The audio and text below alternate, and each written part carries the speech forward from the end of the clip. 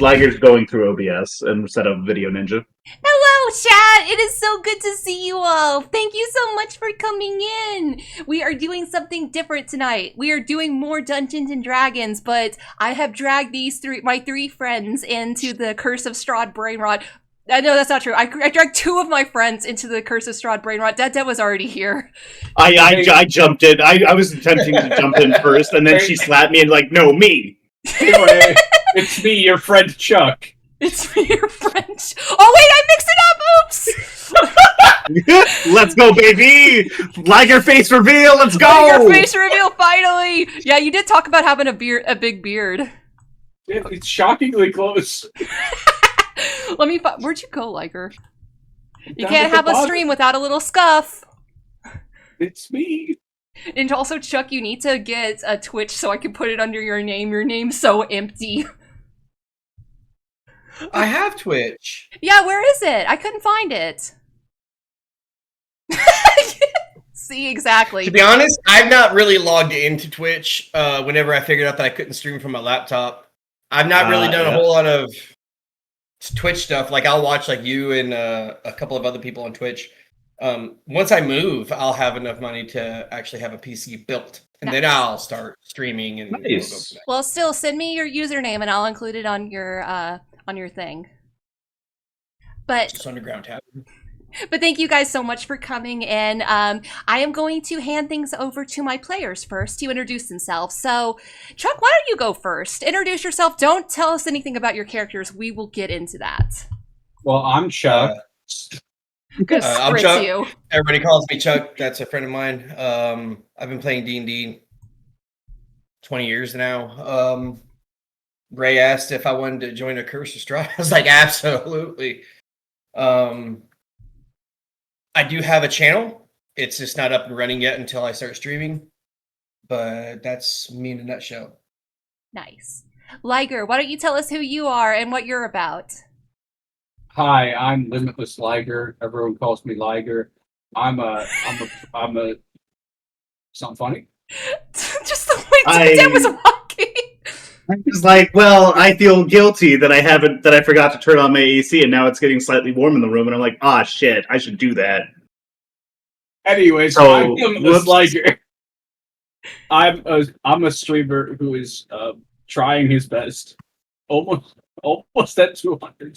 Freaking follow Liger if you're not already. Help him get to 200. Let's go. Hold on, yeah, Liger's cool. You should follow him. I am trying so hard. Anyway, I'm gonna be a robot today. Shush. We will get to you. We will. I told Chuck. Not now, Liger. I told Chuck not to tell us anything about his character, and I thought that it would follow along, and it would be like you would not do that either, but I guess not. Well, you didn't tell me to not do that. That's fair enough. Detdet, who are you? Hi, I'm Detdet. I'm a dipshit who forgot to turn on his AC before stream. I'm a variety streamer. You can find me down at twitch.tv/strugglepunk2. I'm playing a bunch of different bullshit. Right now, the most of what I'm playing is Umineko and Kingdom Hearts 1, which we're almost finished with. Umineko is going to be going on forever. I can't believe you're still playing Umineko. It never ends. Oh, it never ends. It's delightful. Best visual novel I've ever played in my fucking life. But if you wanted to check out some of my VODs, though, you can also check that out over at Detdet's VOD Depot over on YouTube. I can't link it right now, but I will definitely be linking all of this in the description on YouTube. So check out the YouTube at Ricochet Ray if you feel so inclined. Thank you. Okay, so we will be playing Curse of Strahd as previously mentioned. Just as a quick warning, there will be lots of triggers in this game. So if something feels like it's going to make you uncomfortable, please don't feel like you have to stay. You can absolutely bow out if necessary. I understand. I would not want my viewers to be uncomfortable. All right. Well, I'm uncomfortable right now, so if we're kid, I'm. You're because you're hot right now, or No. He signed a contract. He has to be here. He's legally obligated. Shit, I forgot about that clause. Nice. You really gotta read it. Send it to Pawn next time. Yeah, I really do. But also, Curse of Strahd is written by Jeremy Crawford, Laura Hickman, Tracy Hickman, Adam Lee, Christopher Perkins, Richard Whitters. We are not big fans of Wizards of the Coast, so feel free to support these creators independently of them. Absolutely. With additional supplements by Mandy Mod. Big thanks to all of them for all of their hard work. And are you guys ready to play some Curse of Strahd?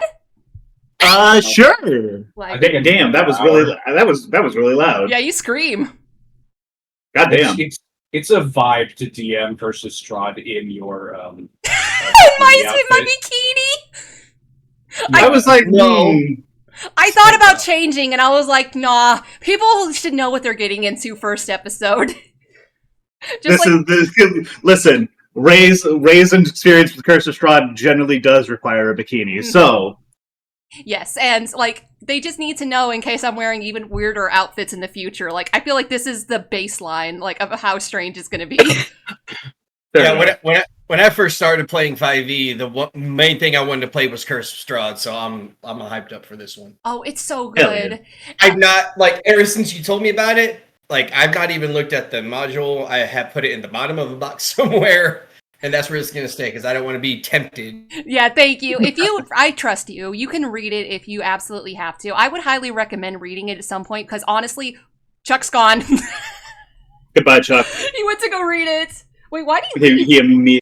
I don't know. Well, that's did you close Video Ninja? No, it's still open. No, you're still there. Video Ninja, and the Video Ninja's still... Okay, it's still there. Still there we go. Okay, odd. Curse of codfish in your pants. Thanks, human. Rough.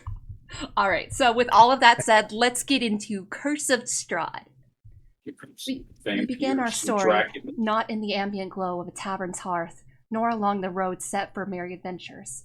Our story begins as most of this kind are told, on a dark and stormy night. Atop an ancient balcony of a crumbling castle, a lone figure crosses the decrepit flagstone, illuminated only by irregular bouts of lightning. Tales concerning this man were only preceded by whispered prayers of protection, while legends of his cruelty were succeeded by plagues of nightmares. His enemies knew him as their demise. The common folk knew him as the devil, but history would know him by an even greater claim. Count Strahd von Zarovich, the first vampire and master of Ravenloft.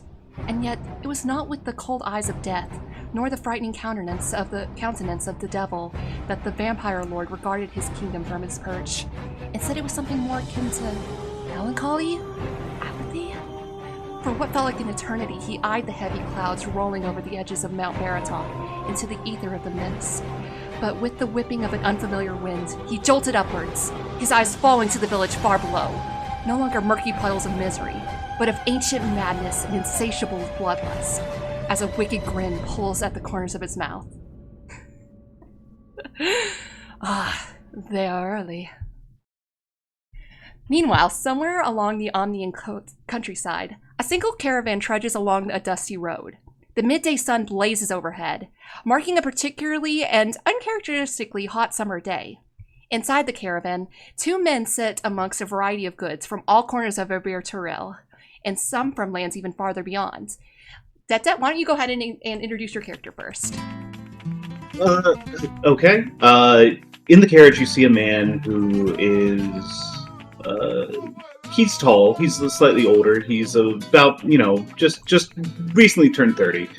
A very worn-down individual. He's a man with noble-looking vestments and armor that used to gleam silver, but is, slowly falling into disrepair a little bit. He's got a scruffy beard, as though he hasn't had the opportunity to shave in a while. And he also has a long scar up the side of his face.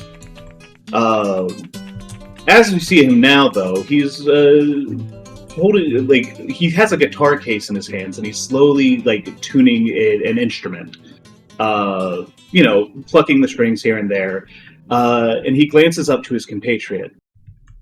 Now, I know how welcoming these folks may seem, but I need you to understand that we are potentially in danger here, and I need you to be ready for that. You understand?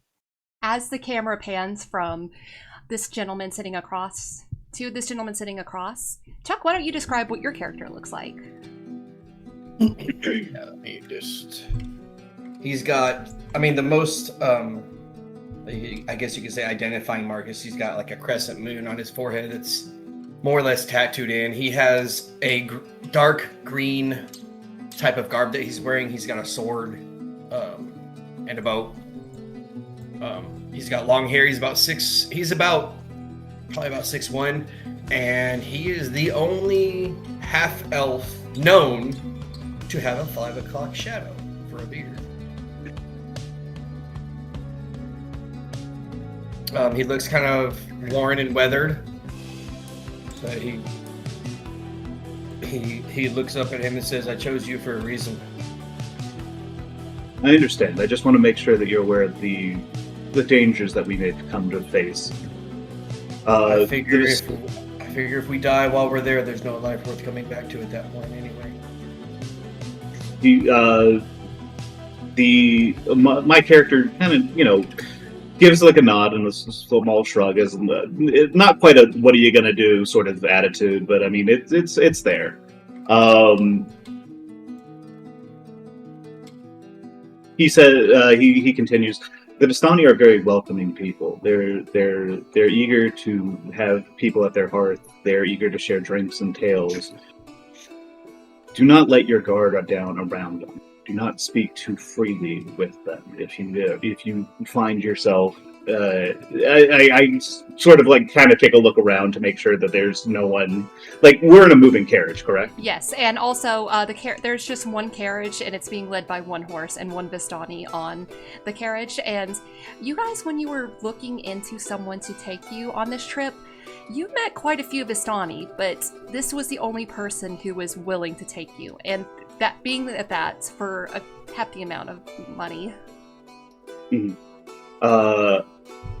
The Vistani are very welcoming people. Do watch what you say around them. You can't be too careful that what you say might reach ears that we would prefer to remain undetected by. I will try to keep my attitude in check for the safety of both of us. See that you do. And then he kind of like goes back to tuning his guitar. You notice that there, like, as he's like sort of fidgeting and he's starting to close the case back up, you see that there is a coiled whip at his hip alongside on the opposite hip a hand crossbow. Both are like very ornamented. They're once again, it's a very sort of noble bearing about them. Like the people who crafted them were concerned with form as well as function. You notice that there are spikes along both grips of both weapons. Ones that, if you weren't careful, would be very easy to cut yourself on. And as you guys are making your way through, are you discussing any of your plans, or are you kind of keeping things pretty vague concerning the gentleman up ahead? What do we know about the gentleman? Like, what was you said we've talked to several Vistani, and he was the only one who was willing to make this trip for us. What do we know about? What's our experience been with him? What kind of attitude do we find that he has? Go ahead and roll me a perception. No, actually, roll me an insight check. First roll. First roll of the game. That's a 3 on the dice. That's a 3 on the dice. Chuck, Insight. To, that's an 8 total. 8 total. Chuck, would you also like to roll? Yeah, that is a 19. 19. Okay. So, you would got you, bro. you would know, Detdet, that this character, his name is Matthias Salazar, and he is a pretty, welcoming dude. He's very, cheerful and upbeat. When you mentioned where you were going, his countenance, completely grayed, and he was not willing to hear you out completely until you offered the money that you did. And at that point, he was willing to take you. He's, of course, been very friendly and welcoming this whole trip, as you have said. Meanwhile, Chuck, with that 19, you notice that as you're making your way through, you guys aren't really doing anything besides just sitting in the back, but you keep seeing him, look back and he keeps whispering something, and occasionally you'll catch him like making a sort of symbol across himself. And you may have recognized this as a symbol that is very similar to the one that your comrade uses whenever he swears to his god Lathander. I would lean into him and say, I think it's possible you guys might worship the same god. Based off the symbols and stuff that he is making up there, and he keeps making whispers. I shrug. It makes sense. The lands of Barovia are ones that are very faithful to the Dawnfather. He's one of the two major deities in the region, if my notes are correct. Of course, these notes have been penned several hundred years ago. I do not know how accurate the information we are going to find is, but if your brother can be found anywhere, I believe it will be here. The fact that this is the only place he could probably be found is disconcerting. It is a dark omen to lose a family member to the mists. I until you had mentioned it, I thought that perhaps your brother simply had gotten lost, but these notes, your experiences, seemingly match those that were put to pen by my ancestor. Now, I was confused because, according to my ancestor, there should be no cause for this to be occurring any longer. Barovia should have fallen back from the mists, and that its Dark Lord should have been long dead. However, it seems that somebody new has taken the throne in Barovia. I guess we will see when we get there. At that, you would hear like a big thud, thud, thud as the gentleman up front like kind of pounds on the back. He says, "All right, we're passing over. All I ask is that you keep your heads down and do not look out, no matter what you do." I'm absolutely looking outside. Oh, dude, yeah, 100%. 100%. Of course I'm looking outside. So, you guys would see this gentleman, like, throw his hood up as he, like, leans forward and puts blinders on his horse to keep it looking forward. And he would duck his head, and the world around you begins to melt. It starts to change at first with the mist. At first, it just looks like the mist is creeping in, but the mist starts to swallow even more. Like, the further you go in, the more it consumes. And it's strange because even though it's so white, there's such an unfathomable darkness that is far beyond.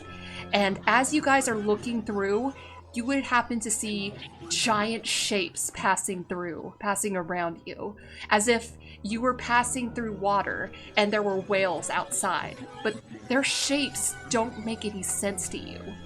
You think you have a grasp on what it looks like, and then within an instant it shifts to be something completely different. You think you see teeth, you think you see tentacles, you think you see claws.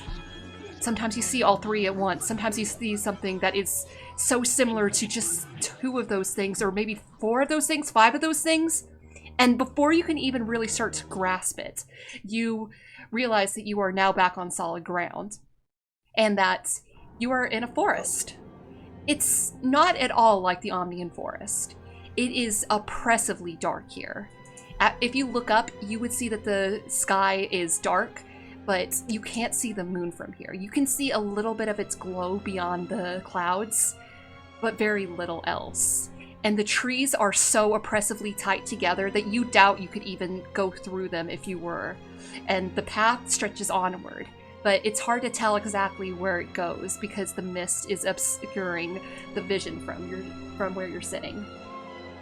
I turn to my compatriot. Welcome to Barovia, my friend. Let us hope that our stay is not a long one. He kind of looks around. Man, I don't like this. I will slowly develop an accent as we go. Just give me a minute. No. Let the juices flow. Let the juices flow. So you guys just give me a minute to figure out the feel of this. Yeah. I turn and look out again, and I kind of look over the countryside with like a very sort of like like I'm looking through the woods, and I'm looking for like through the dark shadows, and I'm doing my best to, do the sort of things that I'm used to doing, hunting through dark forests for beasts at night, and looking for signs of like, the potential dangers that could be lurking out in the woods for us specifically.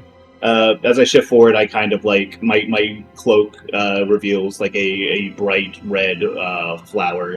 It's hidden in like this, kind of like crouched in like a symbol of Lathander on the back of my cloak. Are you guys hopping out of the cart? It has the cart stopped? Yes, it has fully stopped. Okay. Then I'm going to take a look outside and once again, like, see if there's like, obviously I'm on guard and I'm worried about what's happening because I kind of understand what's going on, and the fact that it worked exactly as like my ancestor wrote about is a problem. It's not something I was looking forward to being correct about. But yeah, I'm just going to take a look outside and see, kind of try to get like a lay of like, hey, are there signs of like claw marks on the trees, or like, do I see any tracks or something along those lines? Yeah. So since you've already read a little bit about this, I want you to get me a perception check at advantage. Okay. Give me 1 second here. Let me go ahead and grab a second dice. D20. 3 on both dice. Let's go, baby. Oh man, that's an 8. That's an 8. Get those rolls out of your system. Get them out of here. Holy shit. They're never gonna find me. That's 3 3s in a row, by the way.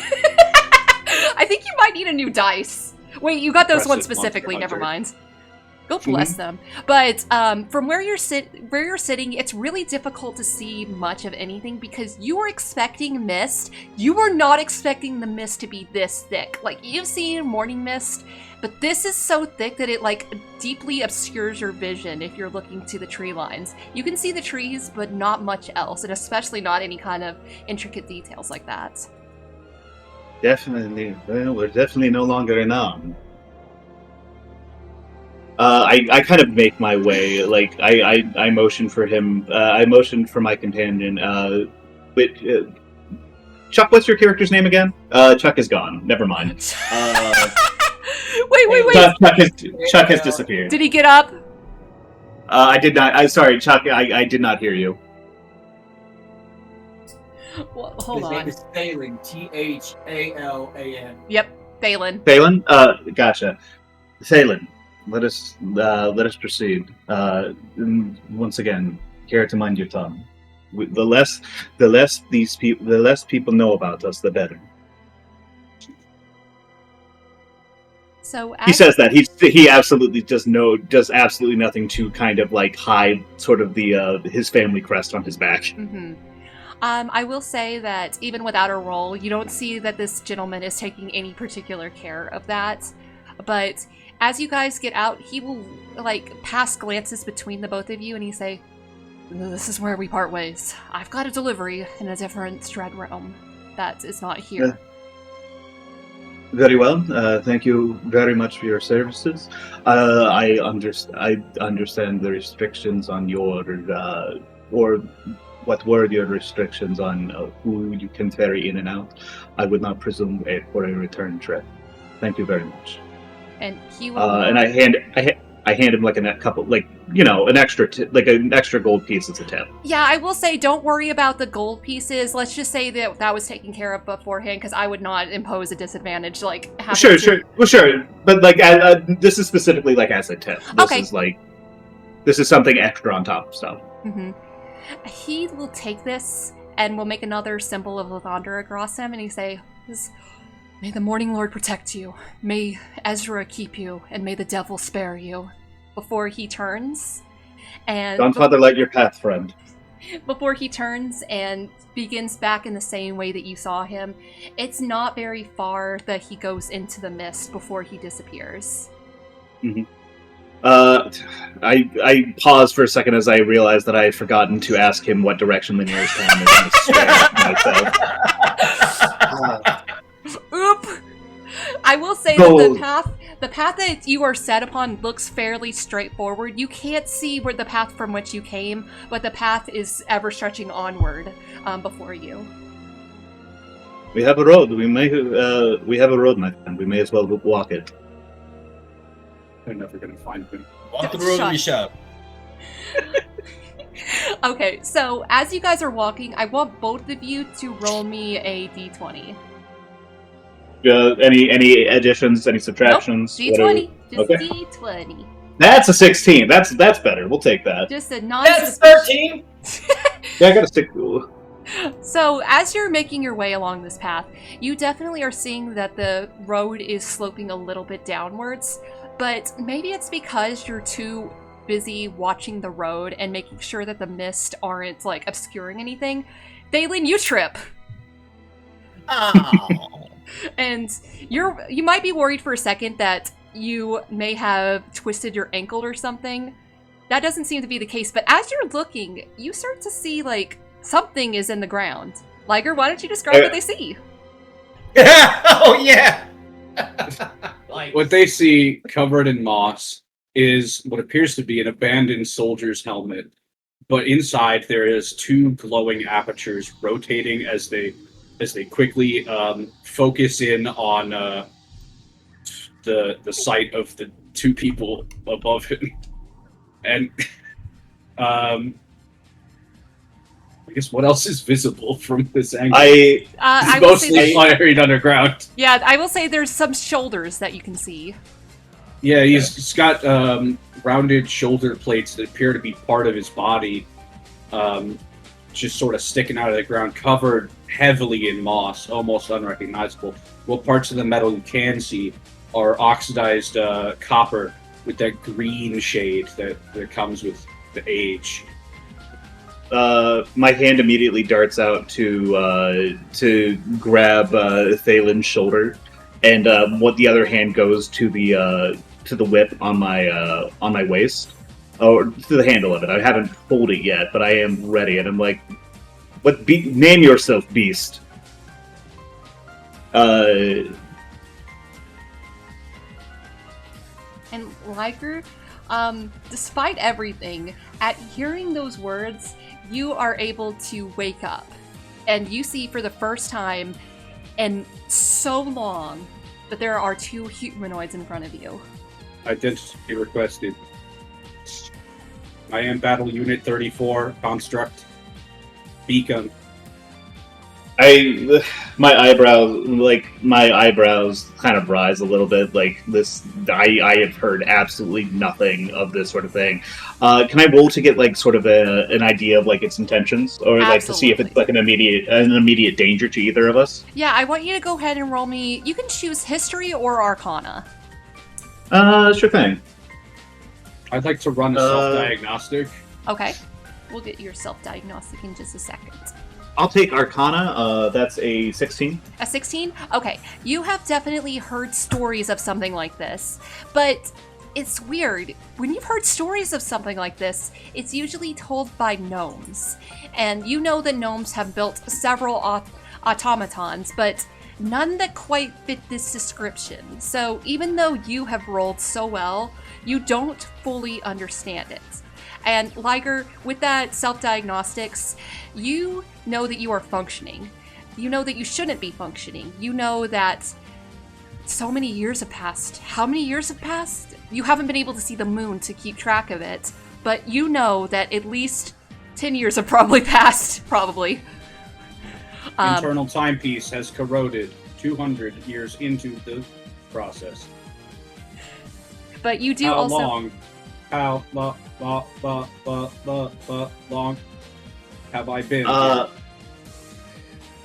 I slowly start to like ease up a little bit. Like I'm my hand's still on my whip, but I'm no longer quite like as like crouched and like in my ready stance. What year is it? What's the year on a Bill Torrell? Hold on one second. Let me check that. On Abir Terrell, it is currently the year 944. I do not know how useful this information will be, considering the the distance we have traveled, both physically and metaphoric, and in more strange and twisted ways. But where we hail from, it is 940. What? 944. It was the year 944. Processing. Does this mean anything to me? You are very confused because that doesn't quite translate to the calendar you have known it for. But that is definitely very, very far in the future from the calendar date you have set. You know that much. So it's... Well, I guess that doesn't quite make sense, but you know what I mean. It's not a calendar you recognize, and it's difficult to, like, parse that information from what little he has given you. Do you know of the Sword Coast, the Avir Torel? Do these terms mean anything to you, Robot? And I'm kind of like mentally wondering, like, did some like poor gnome get like dragged here and then they built a golem before they died, or like and how long ago must that have been? The Kogan Valley is all I am familiar with. Does the name the Kogan Valley ring any bells to me? Go ahead and make me a history check. Can I do the same? Yes, go ahead, but go ahead and make it a disadvantage. Okay. That's a 19. I'll take that. Okay. I read up on my notes Yep. since on just like kind of the realization that I may need to actually know this stuff. One was a natural 20. The disadvantage is a 9. Ah, rip! Ooh. It's fine, Chuck. So with that 19, Detdet, you would know that the Kogan Valley was what this land was called before the invasion that was set upon by King Barov.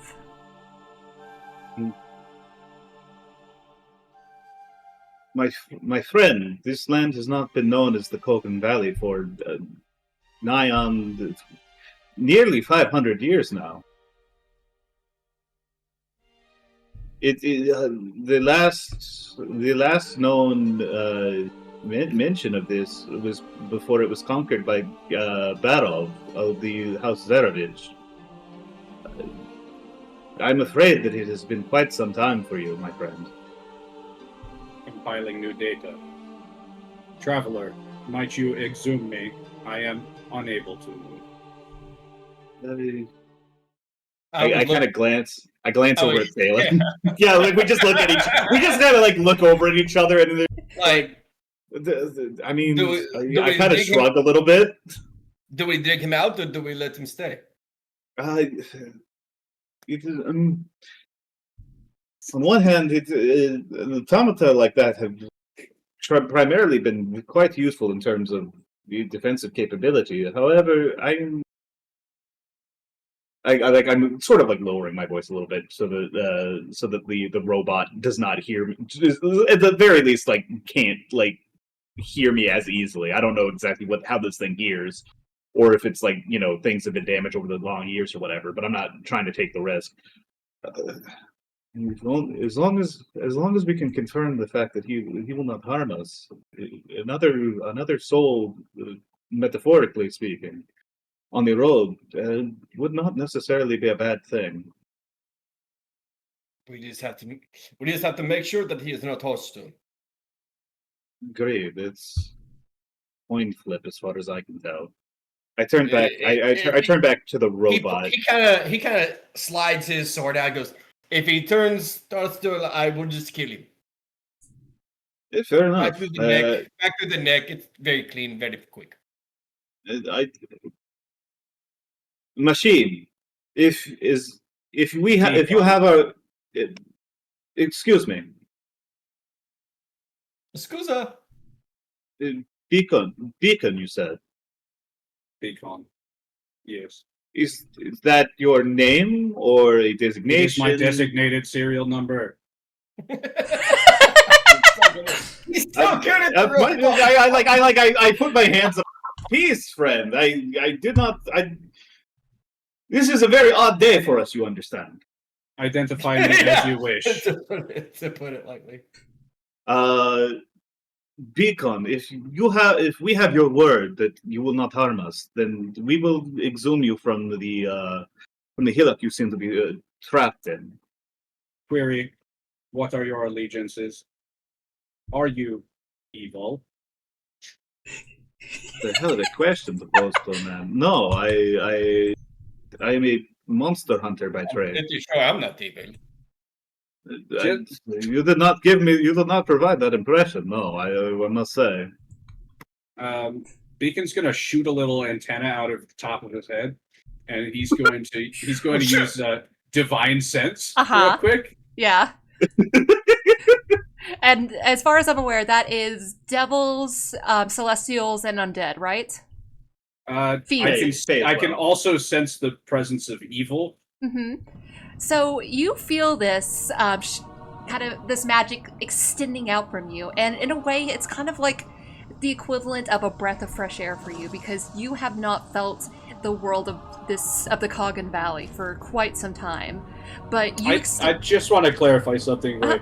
In my established backstory, he's been awake the entire time. He's just been unable to move. Right. So, but this is the first time that you've been able to do this divine sense. Isn't that right? It's the first time he's had to. Okay, fair enough. So you would feel this extending out, and it fills the whole circumference of however far it is. And no, you don't feel anything like that. But on the edges, not even just the edges of your spell, just like the edges of your vision, of your mind, you can feel some evil creeping in. But not from these two. I have no quarrel with you.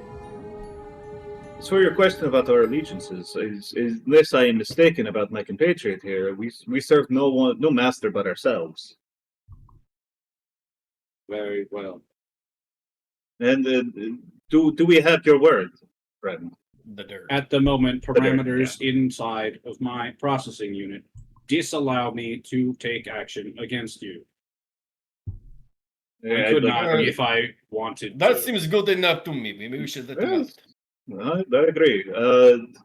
And then I kind of turn to Thalin.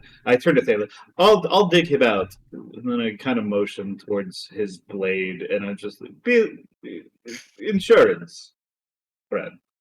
He pulls his blade out and says, "The insurance I will have." And then I go ahead and do I have a shovel? That's a good question. Are you gonna have to dig him out with your whip? I have a crowbar. That's the closest thing that I have to a shovel. So I'll go ahead and start using that as a sort of improvised digging tool, I suppose. Thalin, do you have a shovel? You need to only free my right arm, and I will take care of the rest. Thank you for the direction, my friend. And then I proceed to do so. I focus more on the right arm, I guess. I do not. That's why you should always have a shovel. Yeah, well, I wasn't aware I was going to be digging immediately. There was a shovel on the top of the dirt where he was buried. It's already there. I wish. See, you always have to have one in Baldur's Gate 3. You always need to have a shovel and a rope in D&D. You never know when a rope. I just wish I wasn't aware that I was going to be passing survival checks on my way through on the way down the road. Listen, Baldur's Gate 3, if it's taught you anything, it's to have a shovel, just in case. That's fair. Well, listen, I wasn't going out of my way to buy a shovel on top of it. That's fair. I'm kind of loaded already. What's up, Chuck? Anyway, so. Oh, go ahead. I can just apply a shovel to my inventory. You hope to. Yeah. So I'm just gonna, like I said, I'm using the crowbar and I'm sort of scraping away as much dirt and using it sort of as an improvised digging tool. Kind of the same way that you would use a shovel. I've also got a hammer, so if I need to instead of stomping on the blade of the the blade of a shovel, I'll sometimes, if I need to get a particularly deep section, I'll just take the hammer to the top of the crowbar and drive it into the earth before I leverage it out. And almost like you're exhuming a fossil. And maybe that's a pretty apt metaphor. You're able to clear some of the dirt away from this creature's arm. Liger, Beacon, what happens? The arm extends as soon as it regains mobility, and the fingertips go straight up and spikes, and immediately I kind of dark bat as the I definitely would too. I'm like, oh no! Immediately, the entire hand begins rotating like a buzzsaw. Holy shit! Holy shit! And he tries to dig himself out. With a mechanically speaking, my weapon is a battle axe, which I think is vaguely shovel shaped. I mean, in the sense that it's got a handle. Wrong. In the sense that it's got a handle, I guess. He ain't wrong.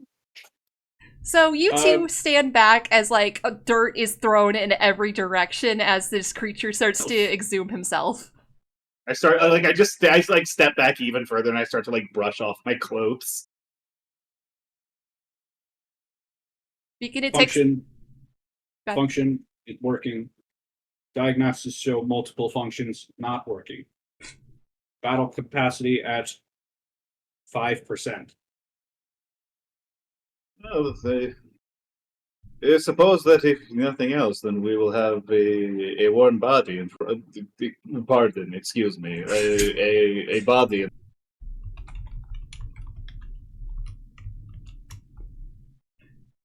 Friend, do you have any destination in mind? I will find and dispatch with Count Strahd. Now,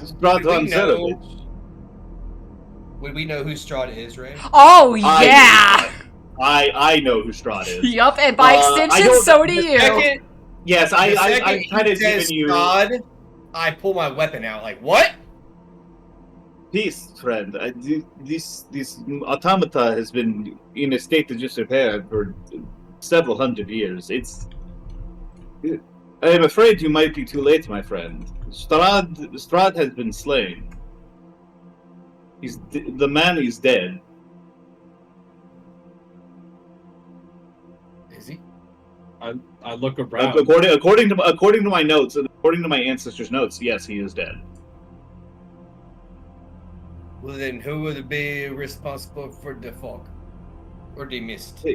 I would not necessarily be strange for somebody to make a dark deal for the throne of Barovia and all that it entails. We may be dealing with an upstart vampire who seeks to take Strahd's legacy. We could be dealing with a powerful wizard who has decided to. Mission it could be parameters. anything.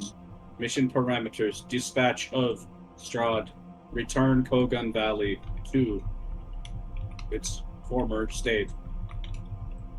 That might be more difficult than you think, my friend. The inertia of identity that these people have. No one has thought. They have not thought of this place as the Kogan Valley for several hundred years. They see themselves as Barovian, and in truth, they are. This is a falsehood. This is the Kogan Valley. We have an itinerant preacher among us, I see. How free are you at this point? Ray? Pretty dang.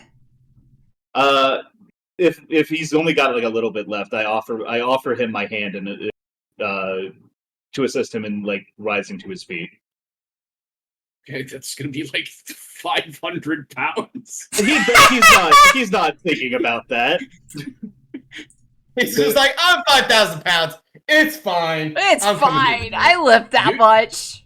Using almost like his body as like a gyroscope, he stands up straight, like with very little effort. At his full height, he appears to be 7 feet tall. My hand goes back. That's fine. Well, it seems as though you were bound to the same destination as us, wherever the nearest village is. My compatriots and I are traveling down the road if you'd like to join us. Thalin would kind of chime in. chime in because he's a little desperate at this moment. He kind of chimes in. What do you know of the mist? Should I roll a history? Go ahead and roll me a history check. Okay. I got my big dice for big decisions. Oh, that's giant! Oh, that's very large. That's a dirty 20. His name is Oh, Boris. shit. Oh, nice. Hey, what's his name? Boris. Boris. You gotta let us know when Boris is rolling. Boris the dice.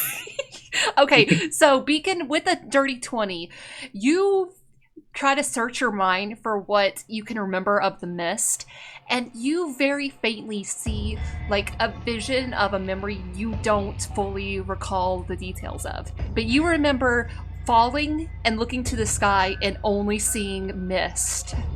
And that is the first time you know that mist have been a thing that has happened here.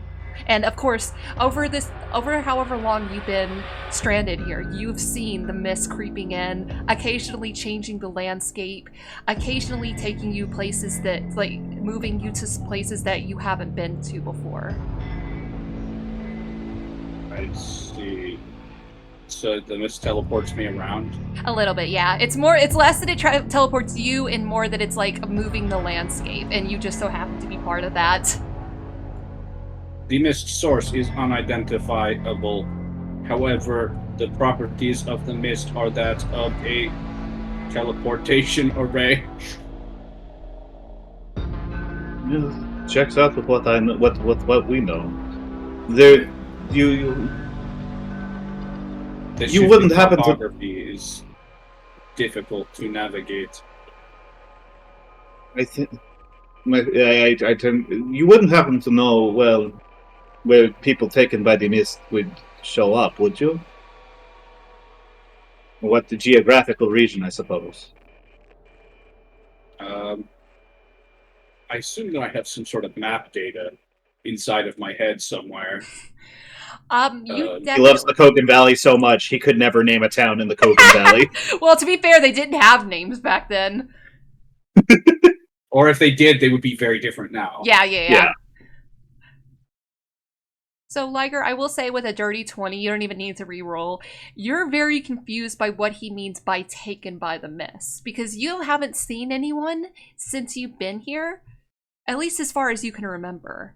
But you taking it? That doesn't seem quite right. It's taken you, but that's more because you're part of the landscape of the Kogan Valley more than it is being a denizen of it. Dataset not found. Fantastic. And it seems as though our objective remains unchanged. Go to the nearest town and see if we can't dig up a lead on your brother. And then, meanwhile, I shall also gather information on who is taking control of the land. Please identify yourselves. Oh, my name is... apologies, friend. I was so caught up in the moment, I neglected my manners. My name is Ignacio de Sotomayor Monserrat, of the clan Monserrat. We're a line of monster hunters. I come to this land to assist my friend, and to understand who now rules this land. My name is Thalin Miltic. I find Ignacio whenever I was looking for my brother who was taken by the mist. He seemed interested, so we decided to travel together. Recategorizing. Entries accepted. And once again, your name is Beacon, or your serial number. What would you prefer to be called? How would you prefer? Well, he did say it was a serial number. Yup. He did. He did. That's awesome. How would you prefer to be addressed, my friend? Beacon? I have no preference. Beacon is as good. Beacon is as good a name as any. I do not judge. I kind of looked at Ignacio and go, Beacon, does that mean Beacon the Hope? No, it's potentially. Potentially. It could be a fact. This is more obvious. Sometimes you need something to believe in. My files say I once knew that spell. Yes! I like how you guys roll with that and not distress Beacon. The robot has jokes. Who would have guessed? Friend, if you wish to, if you truly wish to reassert the supremacy of the Kogan Valley over the title of the Barovia for this land, I'm afraid that you are bound to the same place as us, to wherever the nearest bastion of civilization is, if only to spread the good word, I suppose. Can I roll to check my map data to see if I know where we are and where the nearest bastion of civilization is? Absolutely. Okay. Yeah, we were just planning on following the road, but the road is very good. The path. you follow a road and generally leads to people. Yellow brick road. Don't go down that one. I will say, Liger, go ahead and give me a history check for that, or nature if you so prefer. I think they're both pretty good.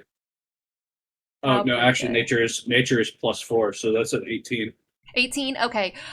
So you are able to pull up some map data. It's a little bit fuzzy because, of course, it's been a while and you're a little bit damaged. But as far as you can tell, there is a civilization right in the center of the Kogan Valley, like right around where the typical road would narrow. And it's right underneath. Let me check and see what the. And I can triangulate my current position. You can absolutely do that. I will say that you are very, very far to the southeast. Okay, so follow the road then. all that for follow the road. I like kind of chuckle. Great minds think alike, I suppose. And then I'm like, "Will you join us, friend? We would be grateful to have another patriot join. There are safety in numbers when the woods are this dark." In the absence of optimal fighting power, I must follow you until I have such an opportunity to perform maintenance. It is long overdue. I kind of like idly just I have a hammer if you would happen to and a flask of oil. Do you drink? You don't drink oil, do you? My body is more than capable of synthesizing all material components that I need to repair my own body. Very well. Then shall we proceed? Proceed. And I guess we just make our way down the road then. Right, okay.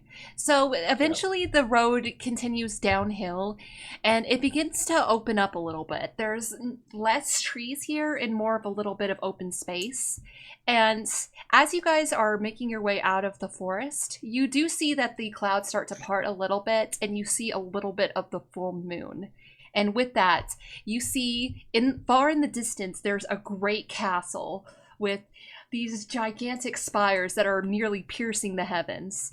And you see that the mist almost seems to like coalesce around it, not necessarily obscuring it from your vision, even though it should be at this distance.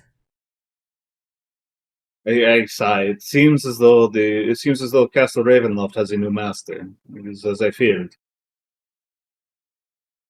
And as you guys are making your way through, you do happen to see a little bit in the distance, very, very faint lights. And as you get closer, you would see up atop a very modest hill that there's a house. It's very nice, all things considered. You can tell that it's at least 2 stories. Maybe it has an attic, and the lights are all on. And it has a very, like, typical iron wrought gate around it. Has the gate been opened? As you get closer, you would see that the gate is ajar, but as you look towards the gate, you would see 2 figures there. And they're both very small. And as you get closer, you're thinking, halfling? Gnome? No, those are children. And you see... Go ahead. Thalin immediately throws his hands out to Ignacio and says, "Wait. I hope. There's somebody there." I see them. Hell, you said that these figures are. We can tell that these figures are like, like. He says, "Hell," he's like, "Huh? You just gonna reach out to him?" You describe. How did you describe these figures, Frank? Very, very small, and at first you might think that they might be halflings. They're definitely bigger than gnomes, but as you start to look at their proportions, these are definitely human children. Hail, young ones. May we request a bit of shelter from the elements? Seems as though we have found ourselves out in the woods at night. We would very much be appreciative of any shelter for the night. So you would see that the slightly taller of the two turns to you kind of abruptly and immediately starts waving their arms as if to usher you towards them. I kind of turn back to the others and I start to move towards them. I say, be on your guard. These things tend to, at the best of times, even on the Vietorel, things like this tend to come with some sort of cost, or there's some sort of catch. No such thing as a free lunch. Beacon pops out his antenna again Mm-hmm. to do another check for evil. Mm-hmm. I was gonna say, how many divine senses do you have at like first level? 4. Oh dang! Oh shit, that's crazy. I thought it was like 2. Mm-hmm. Well, it's I think it's equal to my charisma modifier plus 1. Right. Oh, okay. Well then, yeah. How far is your range on that? Let's see, 60 feet. Okay. And Yeah, is but it I was about to say, do we want to wait until we close to close with them and like get a little bit closer to the house before you do it? Well, I'm going to do it when I'm 60 feet away. out of curiosity, what's the shape of that? The shape? Yeah, is it a square or is it a circle? Is it a sphere?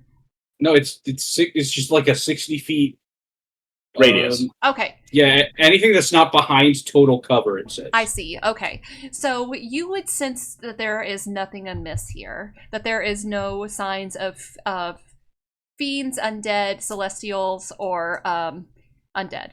I may have said undead twice, but you know. I have identified it's Barovia. It's worth saying twice. Yeah, not a lot of fiends or celestials, but lots of undead. I have identified these as the progeny of the Koganites. They could be the son of colonizers. You are very quick to make assumptions in this regard, and I do not know how your directives would. I kind of like shake my head. It matters not. Let us proceed.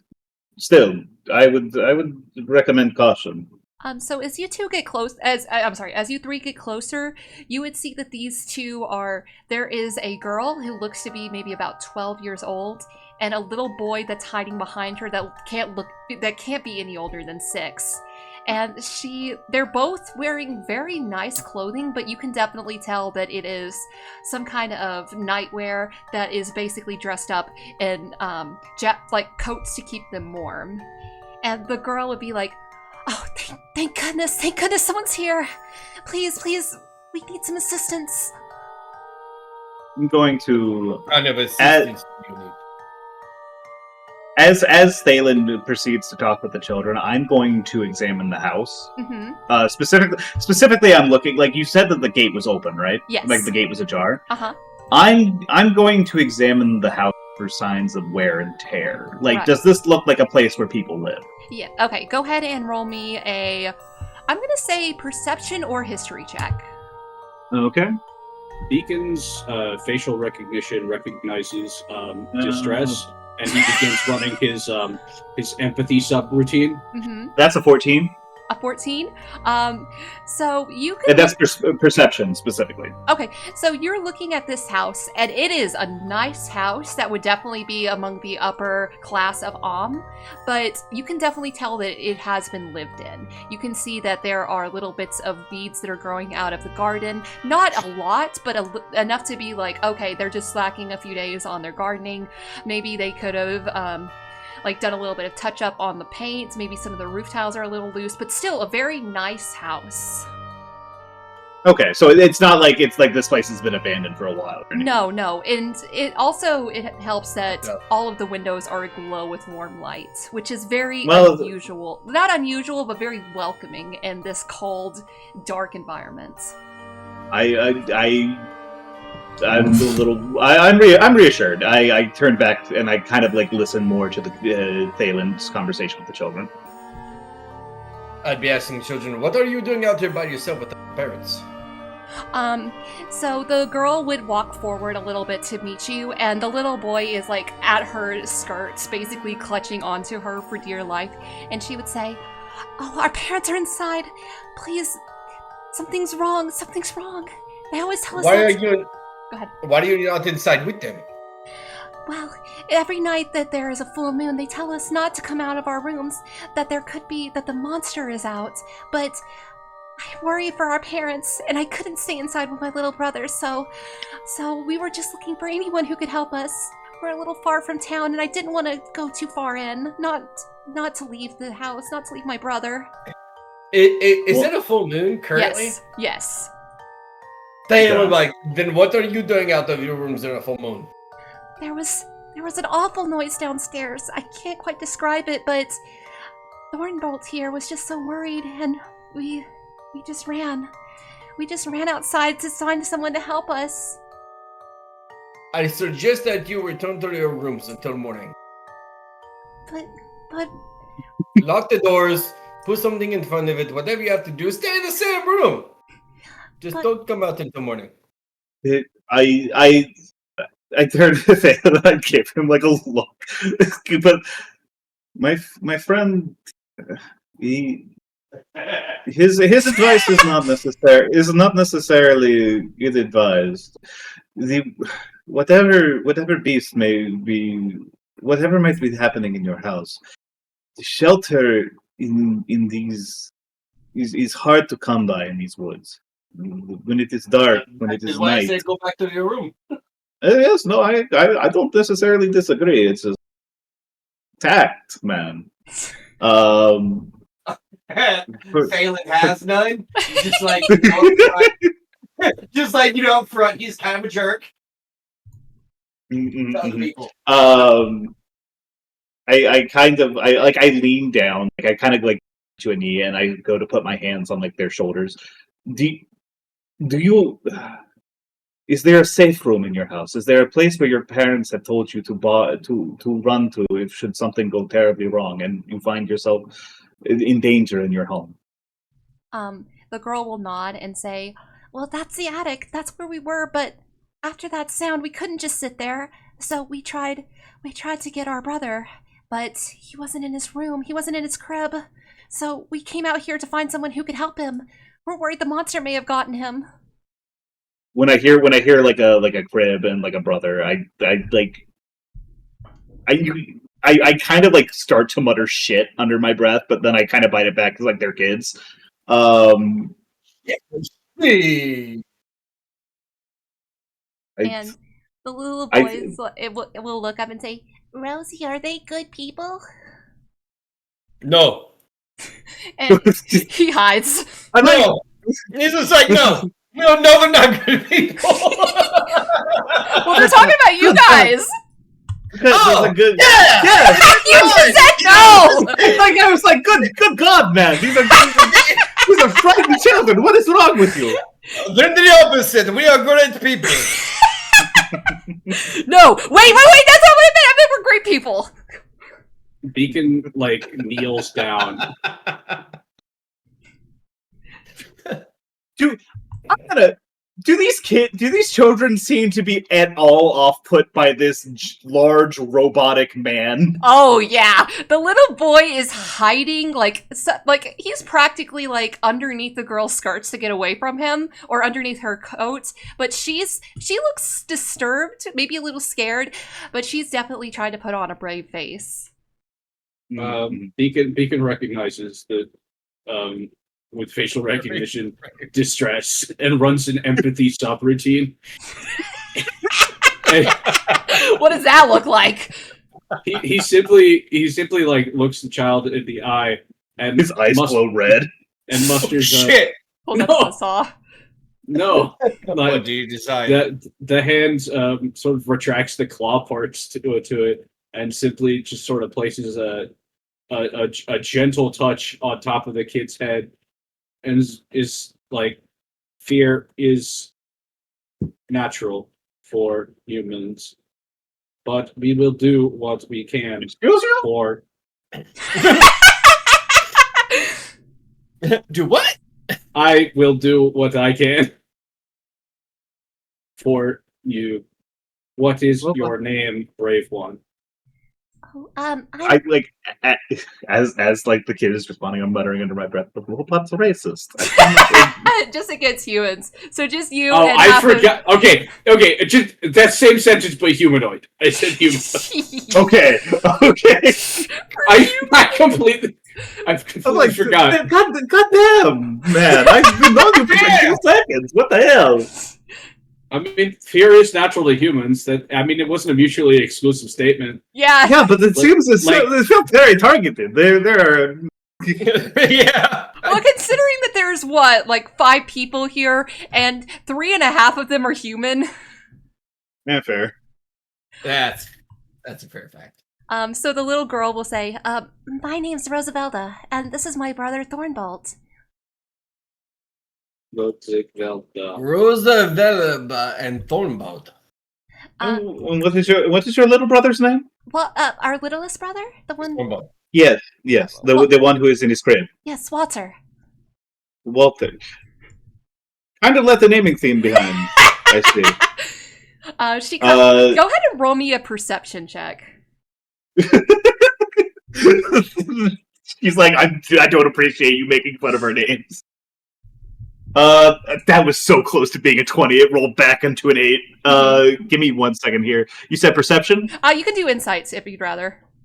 They're the same. So 15. 15. Or sorry, not 15. Not 15. 13. Excuse me. Well, I thought you said it was. Oh yeah, I see what you're saying.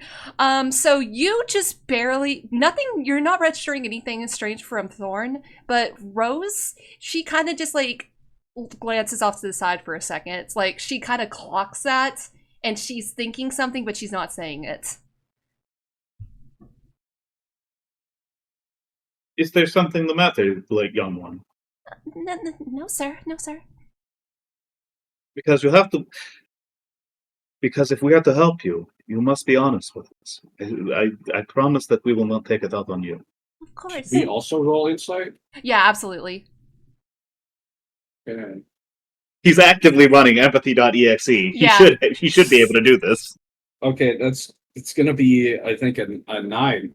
A 9. You The don't program catch is not anything. very well off. Yeah, the program isn't as optimized as he thinks it is. Yep. Well, no, he's very aware that none of his stuff is optimized right now. You're just looking at these 2 creatures, and you're like, how did they get so small? Okay. I turn to the others. Friends, I feel duty bound to render some manner of assistance, especially if there is a young child that is potentially in danger. Thalin, I understand if you must, seek. You are your brother's only hope. If you must seek self-preservation in this, I understand. And then I turn to Beacon, and I understand you have not yet repaired yourself. If you must sit back and take action here, I understand, but I must enter. I must enter. I cannot turn an eye away from a resident of the Kogan Valley. They are all my lords. Damn, that's a. I assume to see the children know what they're doing. I see them really where they are. Like I'm like the thieves and the murderers and the rapists as well. They are your lords. That is not my problem. No, I said No, Wards. wards. I thought you said lords, and I'm like, damn, it's very easy to take advantage of this robot. I will protect life. I do not have an obligation to protect the freedom of criminals. Well, that's. I mean, That is disturbing. Slightly uncomfortable, yes. But still useful to have. Let us. I turn to I go back, look back to the kids who I'm. Like I said, I've kind of been kneeling in front of them like this whole time. Mm-hmm. You two follow behind us. We will lead our way. We will lead our way back to the attic and escort you to safety. Then we will find your brother, bring him to you, and then we will see. And then, if we have not yet found anything amiss, we will return to you and search the premises for your parents. Do you know how to fight? No. Teenage. We never. The girl is 15, if any. It is barely a 15 years of age. I look at him dead in his face and say, "I learned at 10." Fair enough. I listen.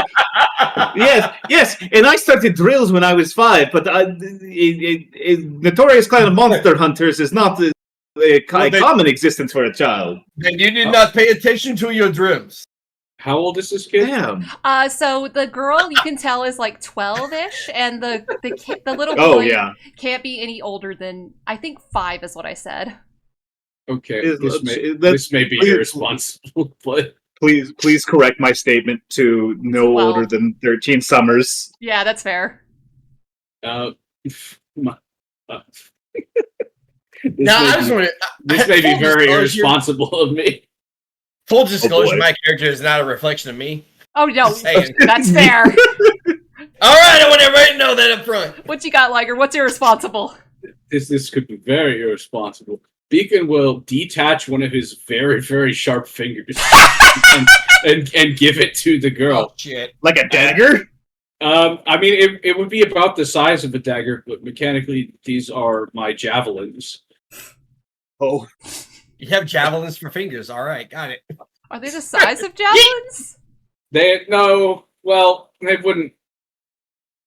I guess it would be like if it was like separated from like the propulsion system in your hand. I guess it would probably be like a knife more than it would be a javelin. But yeah, but like imagine there's a button that she can press to like jet the javelin in the direction she wants it to go. Mm-hmm. You just handed her like God, what's the thing? Like what's those names of like those knives that they use underwater for like sharks and shit? A diver's knife. I think that is a diver's knife. You gave her a fucking diver's knife? Wait, are you talking about a harpoon? No, there's like knives. Knife. There's like knives that if you stab a shark with them and you press a button, they'll explode the shark's head. Explode the shark? I don't think that exists. No, that does exist. That's a real thing. It uses air, like pressurized air. I want to see this exploding shark knife. I have to know. Yeah. I have to know. Do you guys think you're gonna find some sharks in here? No, I think that she could maybe stab a vampire or a werewolf. You are very optimistic about the odds of 12-year-old children. Well, they might know how to fight. We don't know. I mean, I don't hate the idea of our child. I kind of stop and I wonder what's gone wrong with my life when I say that. Arm more children, says Ignacio. I don't know what the problem is with arming the child. Give them children are the hope of the Kogan Valley. Well, not anymore. Take this hope of the Kogan. Take this hope of the Kogan Valley. Hands you a knife. Show me what do you have. A knife. Oh no. Did you find the shark exploding knife? No. I'm not looking at it. I know it's real. I don't know, yeah, but that's what I do, and I say, use this if you need to. It will hopefully never be put to use. But you want us to come inside with you? What if the monster's out? Then we will kill the monster. The monster is not long for this world. I like once again. I'm trying to very carefully, like very gently, like with my hands on their shoulders. I kind of like move my hands from like their shoulders to like their top of their head. Like, you stay behind us. We will escort you to the attic. Barricade yourselves in there. We will go and get your brother. It is not safe in these woods, not at night. Not when the mist is out. And the little girl will just nod, and she'll be like, Ryan, we have to go inside. And he's like, no, I don't wanna. Go inside! It's fucking God, man. And Rose will just very gently take his hand and be like, I'm not going anywhere. I'll be with you. I'll be with you the whole time. And he kind of wipes his eyes on his sleeves. And they will both follow you guys inside. Okay. It'll be your own demise. I am not responsible. I go ahead, and as of right now, I'm just pulling my whip. And it's sort of like it doesn't quite uncoil yet. Like I still have it like, and I'm holding it so that like my fingers aren't like pricked by the spikes up around the grip.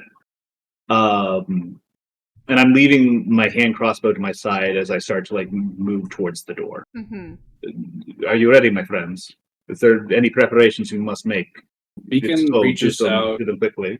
He kind of like checks over his waist and his pack. No, I'm ready to go. Beacon reaches out his left hand, and a panel opens up, and out comes like a spinnable, retractable shield that just sort of pops out. You got another one of those. And he also does the buzzsaw hand thing again. I'll let you take point on this one. Yeah. The robot can go first. I think that is actually the smart. After you, my friend. Very well. I can't match up with that. Good God. So you guys going inside? Mm-hmm. Yes. Okay. So I'll reveal a little bit of what you're seeing.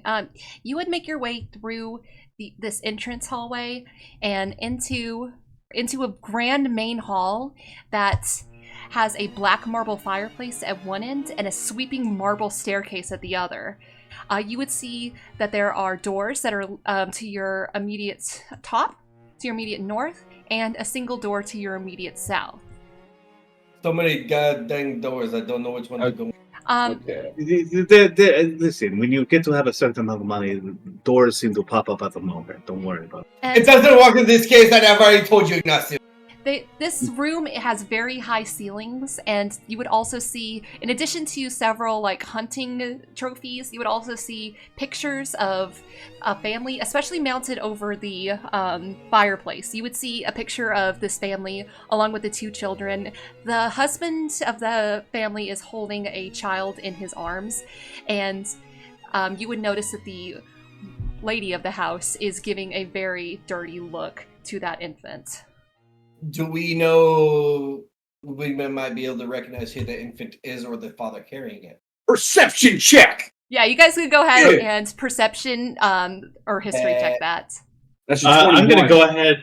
I was actually going to go ahead and I'm going to I wanted to make a perception check or like an investigation check to like see if there's signs of like any sort of like obvious like has a monster. If a monster's been through here, it should have left signs or tracks or like something to mark its presence, Yes, right? yes. So I wanted to make my perception check more along rather than like the family itself. Right. So anyone who wants to give me a perception check can do so. Okay, 16? 21. 21? That's a 23. That's a 23. Okay. So Liger and Chuck, what were you guys specifically looking for? Or were you just looking at the family and seeing if you recognize I'm specifically looking at the photo itself and trying to discern if I can recognize who either the father or the child are in the photo. Mm-hmm. Beacon has turned up the gain on both of his head-mounted microphones to try to listen into the rest of the house for any signs of movement. Because it seems like this house is old and could creak if there was movement in it. Mm-hmm. Okay, so Chuck, with that 16, you would see that the people in the portrait are very clearly humans. Whether you recognize them or not, you know for a fact you don't. But they do look like the sort of upstanding nobles that you're kind of used to with your upbringing. And Beacon, with that 21, you would definitely hear the creaking of the house, but you don't hear anything moving just yet. And tell me again what you got, Dettet? I got a 23. With a 23, Ignacio would be looking at the ground, trying to look for any kind of scrapes, and maybe looking at the walls to see if anything is amiss. And you don't see any signs that anyone has, or anything really, has passed through. But as you're looking at the wallpaper, it's strange. The paneling looks like it looks beautiful and elegant from a distance, but as you're looking closer, you can see that there's serpents and skulls just woven into the design. Yeah. And I turned back to like look out like the way we came to see if the kids are following us. Oh yeah, they are. I'm not moving them on the map, but they are. Okay. I like kind of like leaned up. Children, did your family? Was there ever a time where your parents would try to tell you about like did your family ever bring you to Sunday service? They kind of just look at you and blink. And they're not quite entirely sure what a Sunday is. That's fucked up. That's funny. Okay, Do they believe in your Lord Jesus Christ also, Detdet? You must understand. Listen. You can buy. The prospect of changing days has long since gone with the absence of the sun. These whatever the equivalent of a Sunday, like a holy day, yeah, or whatever, like a temple day or something along those lines. Mm-hmm. Well, to be fair, out of all the names of the days, Sunday is the one that makes the most sense in a fantasy setting. That has nothing to do with like our like world's religion or whatever. The sun is a fairly universal constant. Yeah, except in Barovia, unfortunately. Yeah, I just said that. Yeah, Literally exactly. Just said that. Yeah, exactly. Liger said the joke better and funnier. It's not even a joke. I imagine they don't know the difference between one day and the other. But they would say, well, or Rose rather would say, well, we didn't go every single day or every single holy day, but on the really big days, feast and celebrations, we would go. We went for Walter's christening, or the equivalent thereof. Yes, the christening. The christening. I said that, I was like, wait a second, that's not right. Walter's Lathandery. Oh, that's called the crucifixion, right? And I glanced back at like the serpents and skulls on the wallpaper, and they celebrate, and these are feast days of the Morning Lord, the Thunder. Yes. Yes, the Morning Lord. That's all we worship here. Can I make an insight check on that? Yeah, 100%. Because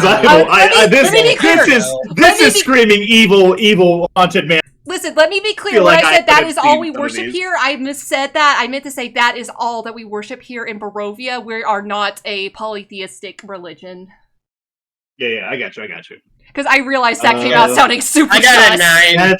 That's a 14. That's a 19 insight. 19 There's insight. only one snake. I'm so glad I went the wisdom variant of Blood Hunter. Yeah. This is so much. I insight and perception are so worth it. Liger, are you also going to roll? Since the other two are. I guess so. You don't have to if you don't want to. I just like would Beacon. I mean, I guess Beacon is always trying to tell if people are deceiving him. With Times have changed since you've been in the dirt.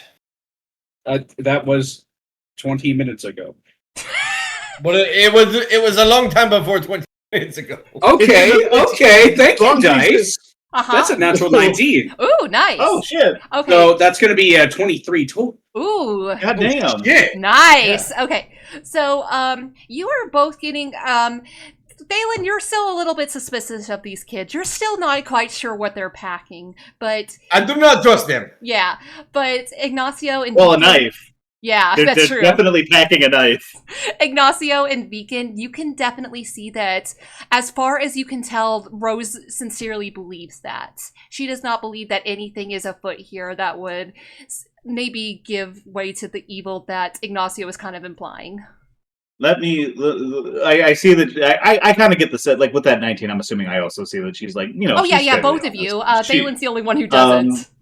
Let me rephrase that then.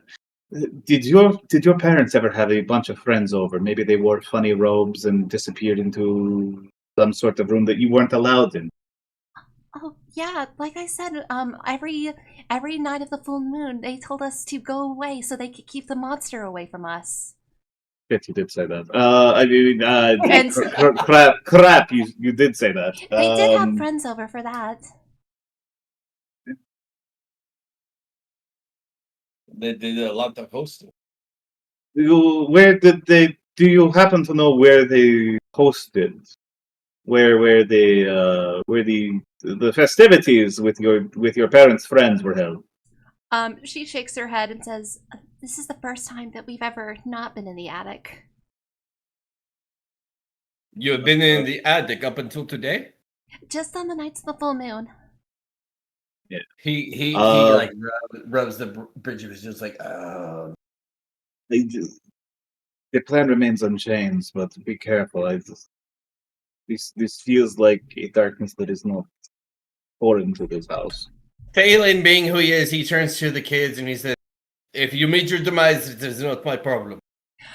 Immediately. But man, you have to stop antagonizing these children. Thorn I am not crying. antagonizing anybody. I know what I need to hear. Thorn immediately starts crying, and Rose turns to try to calm him down a little bit. You see what you do there. Now there's a child crying. Anything that could be learned could hear this. And the child crying is weak. And the child crying is weak, and he will be the first. I roll my eyes. Dawnfather preserve me. Not to keep me. Dawnfather preserve me. Good, all the gods in heaven. He's not a good dude, man. I'm telling you. That's okay, man. Both lean into it. All right, I'm going to like he sees the kid crying, and he was like, "Crying will not help." I would suggest you dry it up and be quiet. Ben, have you ever heard? Well, I know you are no healer, but bedside manner, my friend. Good. My man. My God. Come on. Having compiled what I know about you for the past 40 minutes, I have determined that you do not have the disposition of one who is looking for a sibling. You have zero empathy for one who is also doing that. Thalin looks for the robot, and he tries to imitate him. And says, "I am not worried about." As we kind of round the staircase, I'm going to make an active perception check around the room, just to, once again, to see if there's anything out of place, if I see any like tracks or like signs that like a monster has been through, or some sort of creature, just to make sure that we're not leading the children into like danger. Yeah. Okay. So go ahead and roll me that. Beacon, you that's go a ahead 4. because you were listening also. Okay. That is a 9 total. What am I rolling? Go ahead and roll me a perception check because you were like actively listening. Another one, huh? You're actively listening to conversation. Okay. This is what being an active listener means. It means you are not surprised by monsters. Or devilish children. That's going to be a 9. It's not as good. A You have 9. to stop. I do not know what your beef is with these kids, but you have to calm me down. I have no beef with the children. I'm just saying they are a weak point. So, Beacon, you're trying your best to listen out for sounds, but because the sound of the argument. Yes, that's exactly it. Way to go. And I'm distracted by this argument, so like I'm like trying to look around, but I keep like, what the fuck, man? Okay, to be fair, Ignacio's been traveling with Thalin for a while. He kind of understands this is the way he is. I get the vibe, but I'm like, there's a practicality to what I am saying here. This is not just you should be empathetic to children because they are small and weak, and you should protect them. This is that is their problem. That is them problem. I agree. Listen. I agree. I think that. I agree. He does not. That is what we have had this conversation before. Children are the future. I guess. Can I just say you guys are like 5 minutes into your first dungeon? Rod's gonna roll up and he's just like, I'll give you like a cookie if you want to betray each other. And we're like, yes. I don't want to betray anybody. I've been looking for a reason. Beacon is comforting the children to the best of his ability. Yeah. Somehow. I would be. He's like, I have to stop this dude from antagonizing these crying children. Like, Beacon, for some reason, he, like, plays a recording of a gnomish lullaby or something. So it's strange that somehow the 7-foot robot man is being the more comforting presence. Considering your stuff is damaged, should you make a performance check on that? Oh yeah, go ahead and do that. Oh boy, this can only go well. You know what? Go Oh, ahead and no, listen, I am here. Listen, Ignacio is against traumatizing these children. Detdet thinks it's fucking hilarious. It's 11. Liger, make that an advantage. Oh, okay. Oh god, wait. No, I was like, wait, no, more noise. It's still 11. How did you do that? Well, I understand how you did that. So it's not great, and it keeps skipping at some points, like days, like that. But like eventually, yeah, exactly. But it does manage to get the point across. It's more that like Thorn is like more interested in like he's interested in what you are more than the weirdness of this performance that you're giving. So as you guys take them to the attic. Okay, so you guys actually up the stairs again. Yeah, you guys haven't quite reached it. I will say that you are at this landing, and you would see several suits of armor as well as some rooms. Once again, I mean, generally, no. They listen. Once again, sometimes when you're rich, you just accumulate shit like armor. It just happens. Sometimes the armor moves. Do I need to use it a third time? What needs you? No, well, that's up to you, man. You do what you want. Well, wait a second. Considering it's 60 feet, that should have gotten all the way to the attic. Unless it's 60 feet, but it is obstructed by what is it? It says full cover. Yep. Well, once again, I think our priority should be getting the kids to the attic first, and then we can go back and start sweeping the house. Why would we sweep? Our target is monsters. The turn of phrase. You're telling me you don't know turns of phrase, common turns of phrase. This is average conversation. You do not recognize this sweep as in like to go. Something wrong with this program. I have not yet had chance to update my comedy circuit. Comedy, it's just idiot. It's just an idiot. I cannot be having this conversation right now. There are children that need help.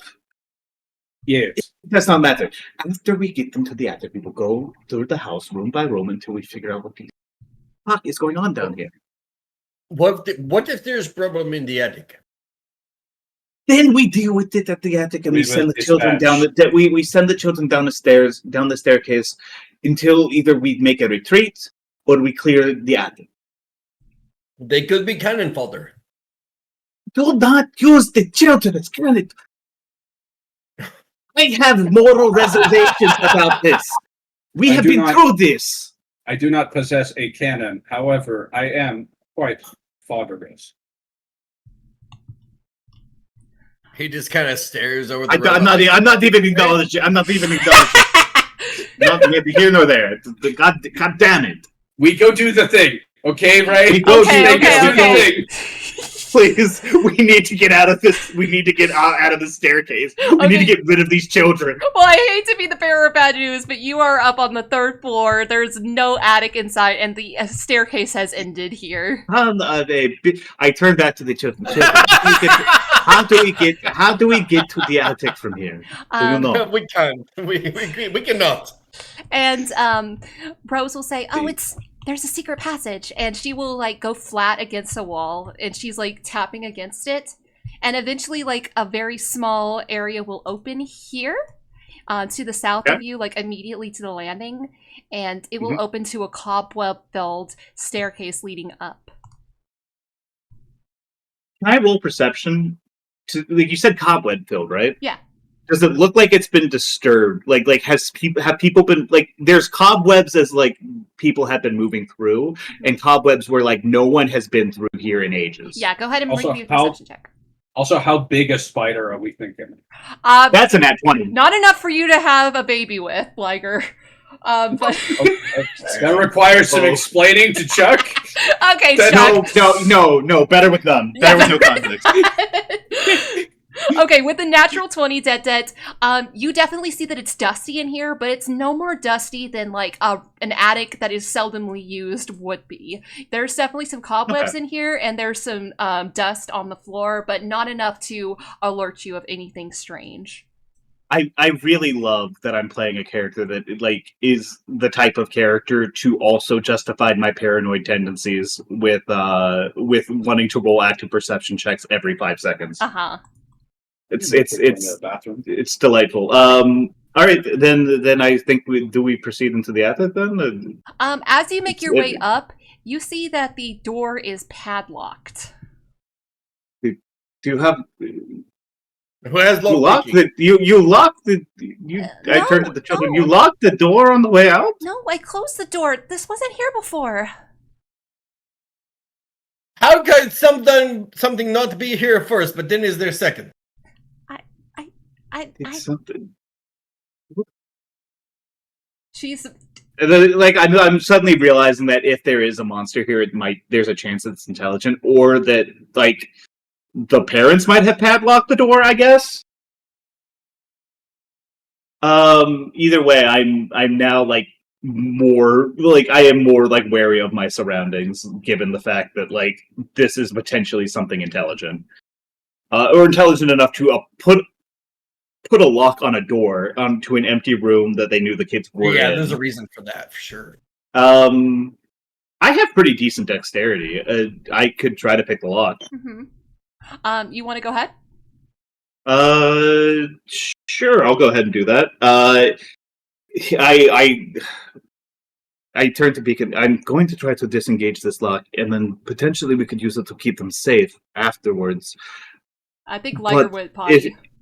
Okay. I turn to Beacon as I'm going to try to disengage this lock, and then potentially we could use it to keep the children safe afterwards. But if not, then I fear we may need your particular brand of assistance in order to gain access. And then I'm gonna roll my. That's a 10. Dexterity of +3. I don't have any special proficiencies for it, but that's a 13 sleight of hand. Let's see. Wait, hold on 1 second. No? Let me find where this was. Do you have anything else that would actually do anything about this? No. Worst I've got is a crowbar that I could use to pry, like maybe like the lock, or like the padlock, or like the attachment. Credit card for the frame. No credit card. It's a padlock. Oh, Liger was going for that part. So how much did you get? 13. 13, not quite enough. All right. But not quite enough to snap it. Yes, it's not jammed yet. I could give it another shot, but I'm having trouble. Does any? I can give you help. All right. Well, yeah. If I'm getting the help action, do I want to just roll like a second dice for advantage, or do I want to make an entire? Well, Chuck, explain how you're helping. Maybe he hasn't figured out quite the. I guess you could say the tumbling system of the lock. Maybe I know it. Okay. Not quite enough for a help action. 15, I apologize. With a 15, maybe I know. I mean, would you also like a chance at this? But because I think that just standing there seeing the padlock, I don't think you would quite know exactly how it works unless you were to get your hands on it. So he kind of gently moves. Master lock 860. He gently moves Ignacio aside and says, "Let me." He's just like Thalin is just like backseating me lockpicking. Nuh-uh. Yes, go ahead. I'm about to say, do you want to make the check and then I'll give you help based on what I know, or do you want me to? I mean, I've got a +3 dexterity, so and that's about all the bonuses I'm getting at. Well, with your bonuses, that's a 17, so it's still pretty high. Do you have a lockpicking kit? Well, neither of them are rogues.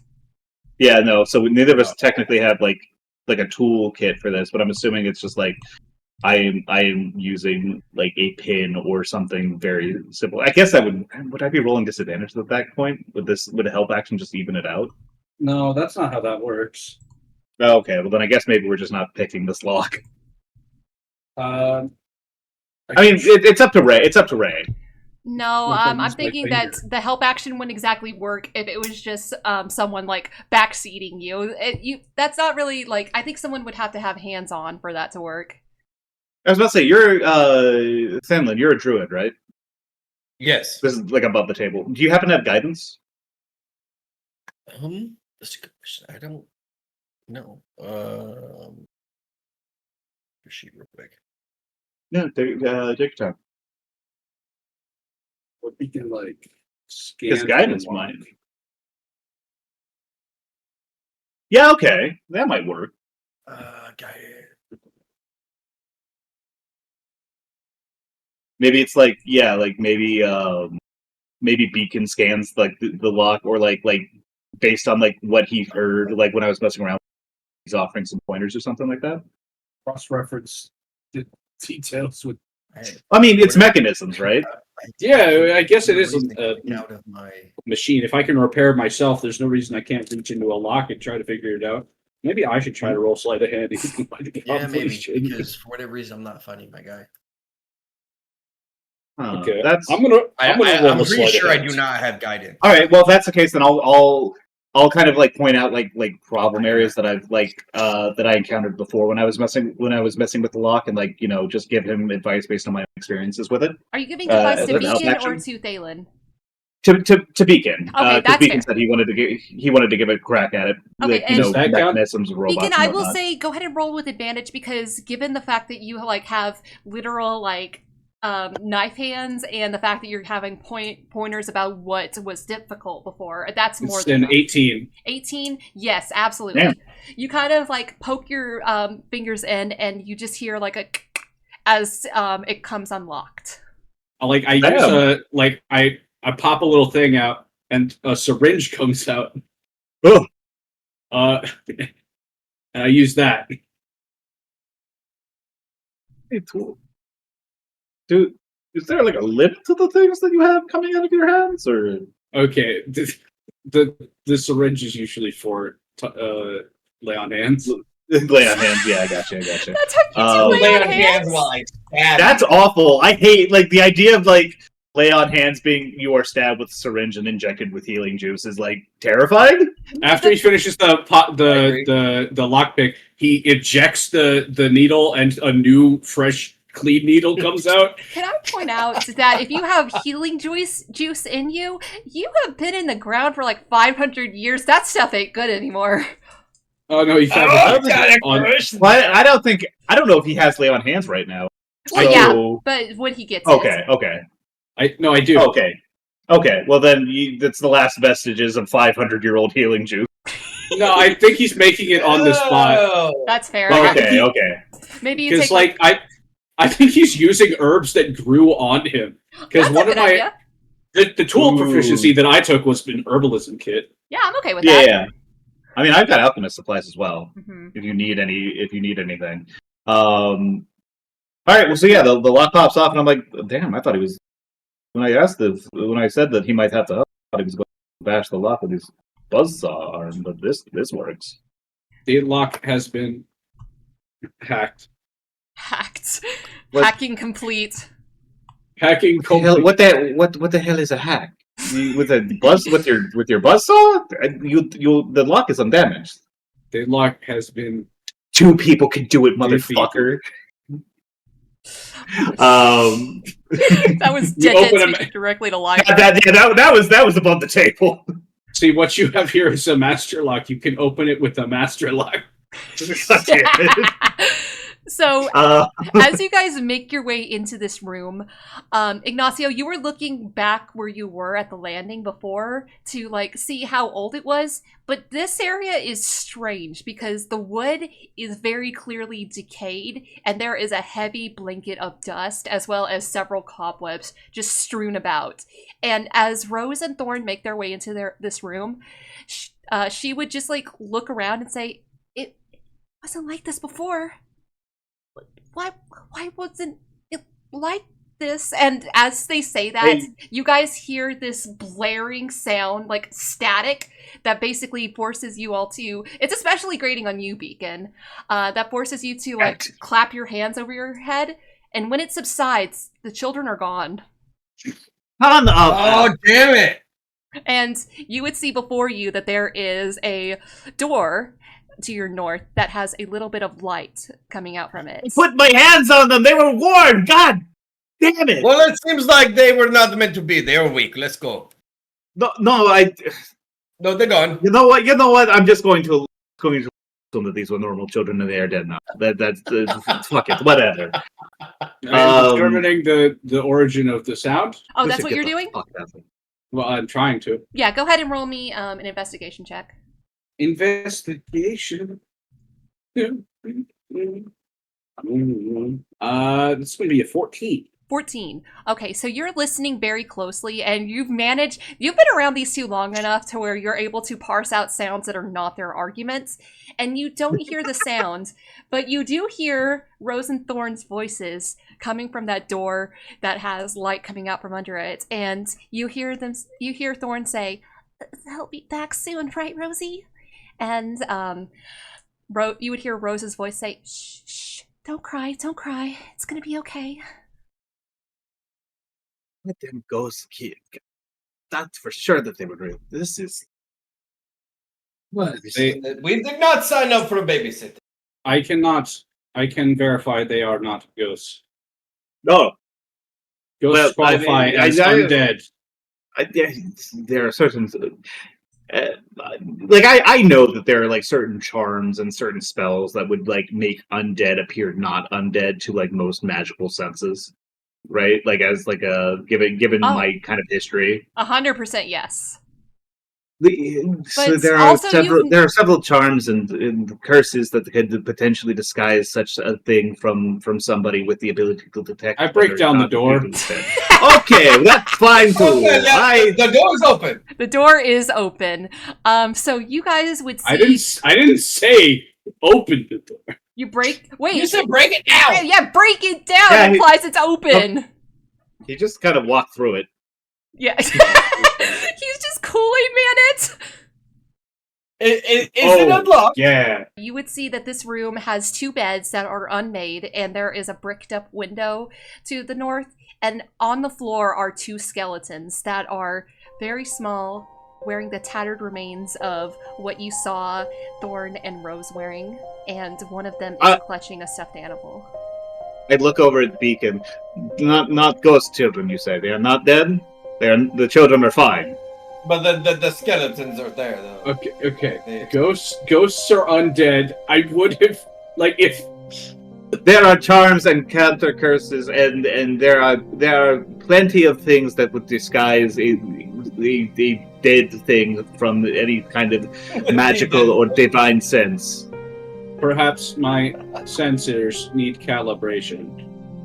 I would say so. I look up and it's like, no, it is doubting. What did I do all this studying for? Your own knowledge. To find some sort of pick them up. I will say, Ignacio, you have never, ever felt a ghost that you could touch. That's never happened. I could touch them. If they were ghosts, damn. Maybe I really thought that they got some crazy spirits in Barovia. Are there different Revenants, kinds of perhaps? ghosts other than one? Well, there are two bodies, and we saw two children. And I take a step into the room to kind of look around. As you do so, you would see standing by the window Roosevelda and Thornbolt, and they look more ghastly than you remember them. You can see through them, and you would hear Roosevelda say, "I'm sorry, who are you?" And that's where we're going to take a quick break. Oh, god damn it. All right, so we are going to be back. We are going to grab snacks and drinks and go to the bathroom and get some stretches in, and then we will be back for more children killing horrors. Thank you guys so much for coming in. We will be back in a moment. And we are back with Curse of Strahd. So, just as a reminder before we went to break, you guys are, well, Ignacio at least is in this room, and you see the ghostly visage of Rose and Thorn before you, and they are looking at you curiously, not scared, but they are also lacking that understanding of who you are that they had before. I kind of like recognize the sort of confusion in their eyes, and I like, you do not recognize who I am, do you? The house must have brought you here.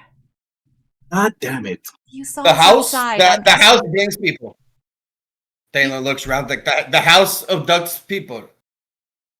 It lures people inside. He I turned to he looks straight at Ignacio and be like, it seems familiar. My friend, we seem to be fun.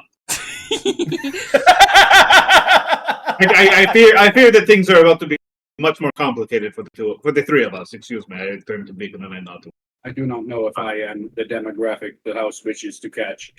I think at this point, regardless of whether or not you are the preferred prey, you are in here with us. If a fly trap closes around a stone and two flies, it does not care that the stone is there. Good metaphor, man.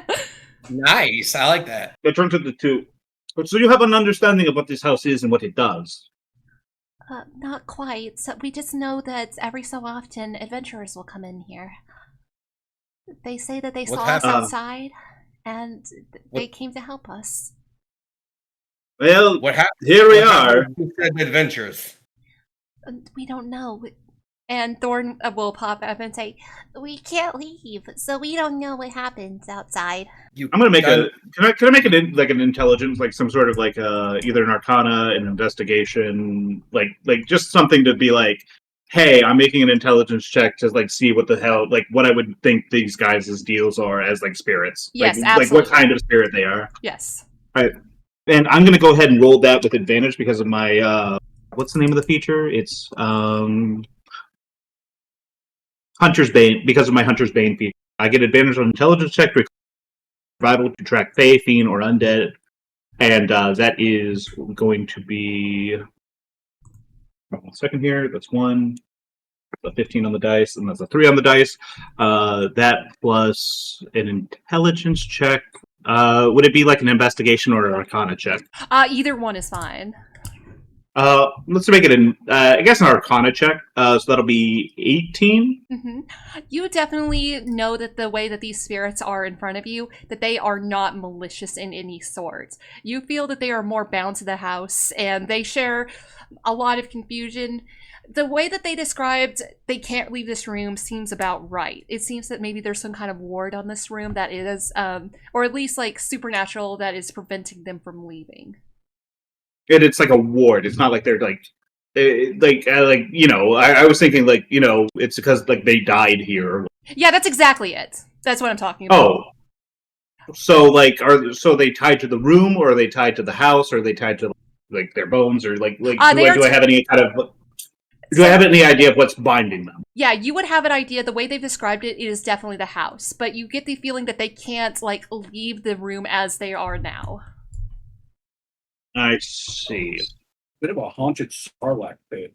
What if what the hell is this? Oh, sorry, that was Thalin would go over this backpack and carefully, respectfully pack up the bones. Okay. You're gonna be respectful now?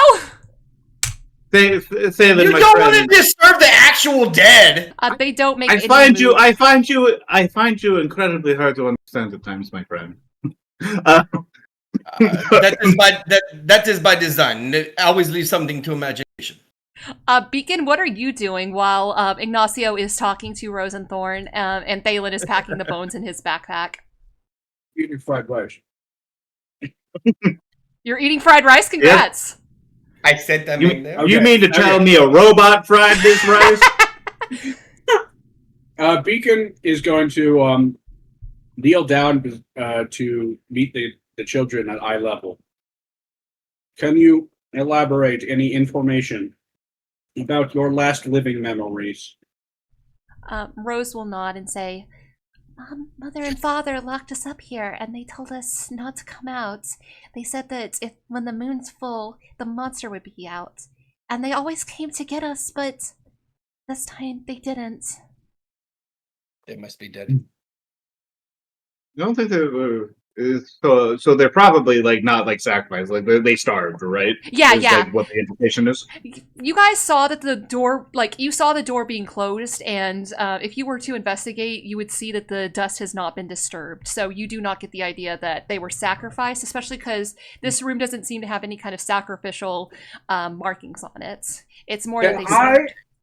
Can I roll like survival or nature or medicine to determine how old the bones are? Absolutely, you can. I would prefer survival or nature. Either one of those is fine. I'm not gonna stunt you. It's a natural one. Okay, 3 years, 4 years, I don't know. Can I also like make a check to see how old the bones are? Yeah, like, you given can. the dust and state of the room and whatever. You can. Okay, well that's caught. Give me 1 second here. Get Son of a bitch! I dropped my dice. It does not count if it is not on paper.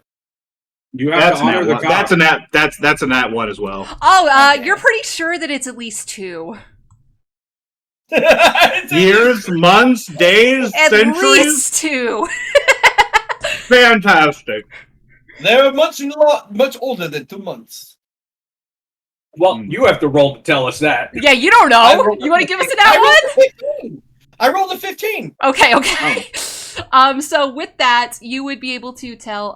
Hold on 1 second. They are 4 years. They are almost 400 years old. I look straight at Ignacio, like, they're at least 2, my friend. try adding 1800 on top of that. 1800? 1800 seconds. I understand. I did not say seconds. I did not say seconds. I didn't specify what I said to. Years, sir. Years. They're much older than you think. Yes, you are not wrong. They're at least 2, but they are way more than 2. It's just sort of recalibrating. And they're like, I think that when like he hears that they're over 400 years old, and like I don't know, there's like this sort of like a melancholy almost kind of falls over Ignacio, because like he's just sitting here thinking like, these kids, like their bodies, they haven't had their rights, they haven't been buried, their bones haven't been consecrated, and they've just been like left here for 400 years, and like that's just like so incredibly sad to him.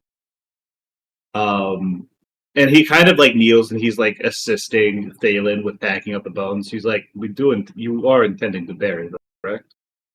I intend to give them their last rest. And then he just nods and continues to assist. Thank you. I don't know if it'll be much help, but thank you. At the very least, you'll get some relief. There are many things in this world, child. Few things sadder than the life cut short before its time. It is no trouble. Our family crypts are kept under the house if you wanted to put them somewhere special. A family crypt? I mean, sorry, a family crypt. I want to imagine like Beacon said that shit completely normal, and then like wait, I forgot to do the voice, and then I'm like, what the fuck? For just a second, we see beyond the veil, and we see Liger standing there in like cardboard boxes. Me and Ignacio look over like, did he just say that in a regular voice? And I'm like, no, must have been. Listen, I must have been hallucinating. Someone else. A family crypt. Family. I shut the fuck up, Ray.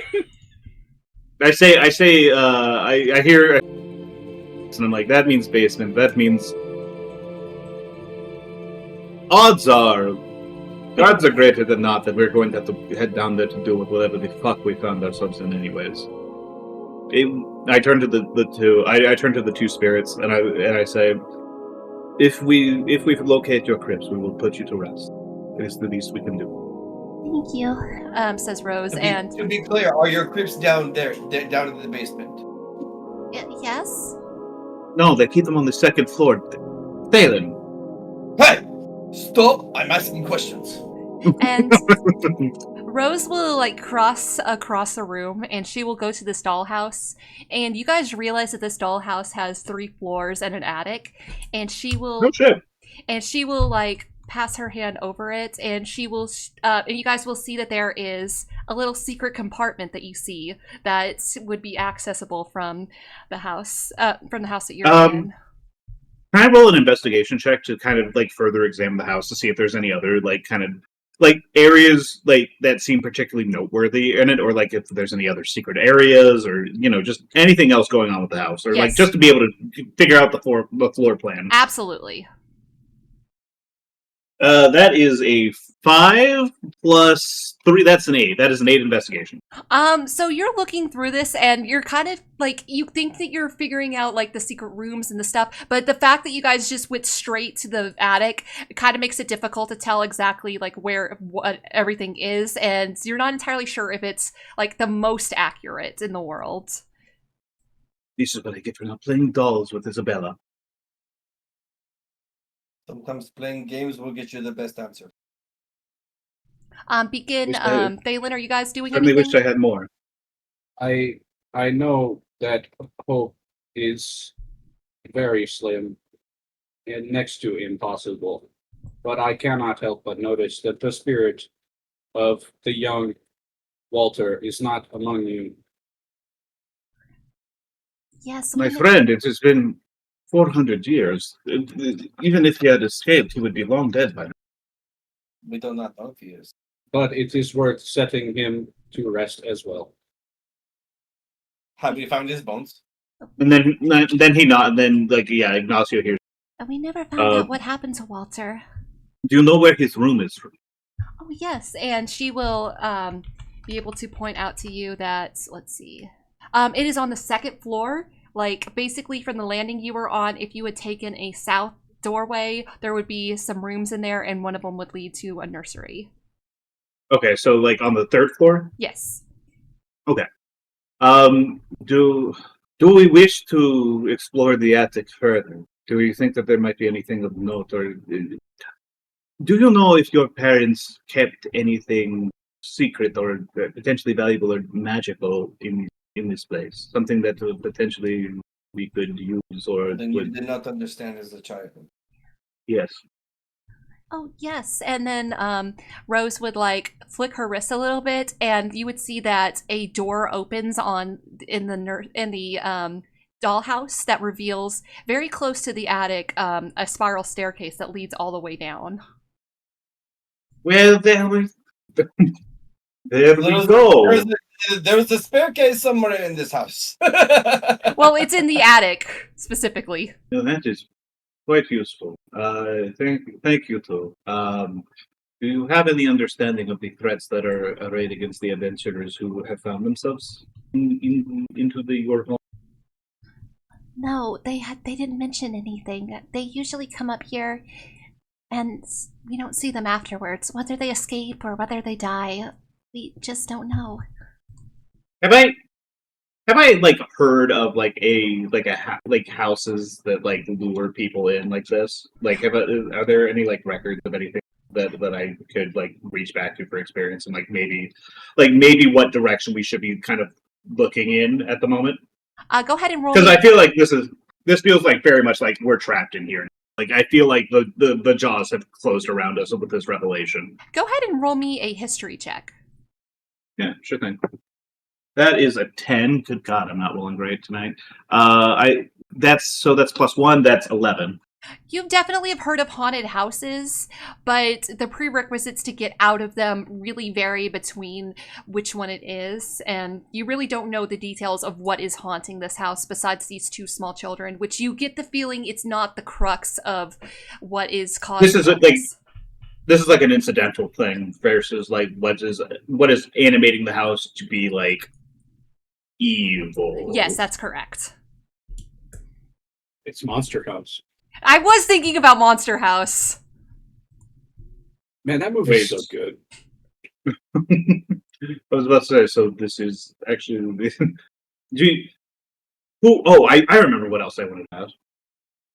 So, who, when everything happened, was it just you, your parents, and your younger brother in the house, Well, or did more of did your parents did have friends over when things went weird?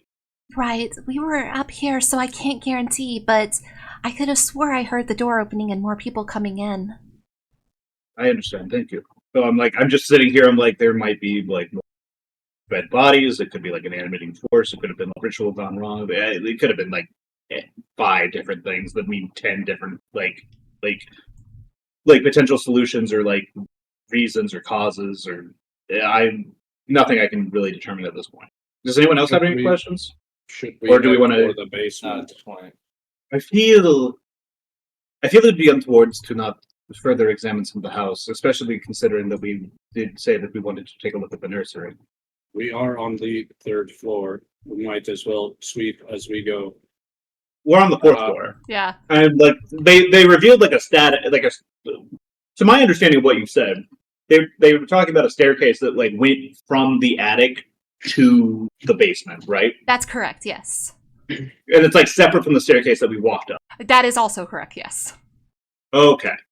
So there's like some secret way down to the basement, the attic. Yes, from what you can tell, it looks like across the way there is a room, and inside whatever room that is a secret passage that leads to this staircase. It is up to you. I mean, if you, I hesitate to suggest that we go and check the front door. I feel like at this point that the jaws have closed on us, but perhaps it is foolish to not check the most obvious exit first. Seems like the best course of action is to split up, guy. No, absolutely not. Why the fuck would you say that?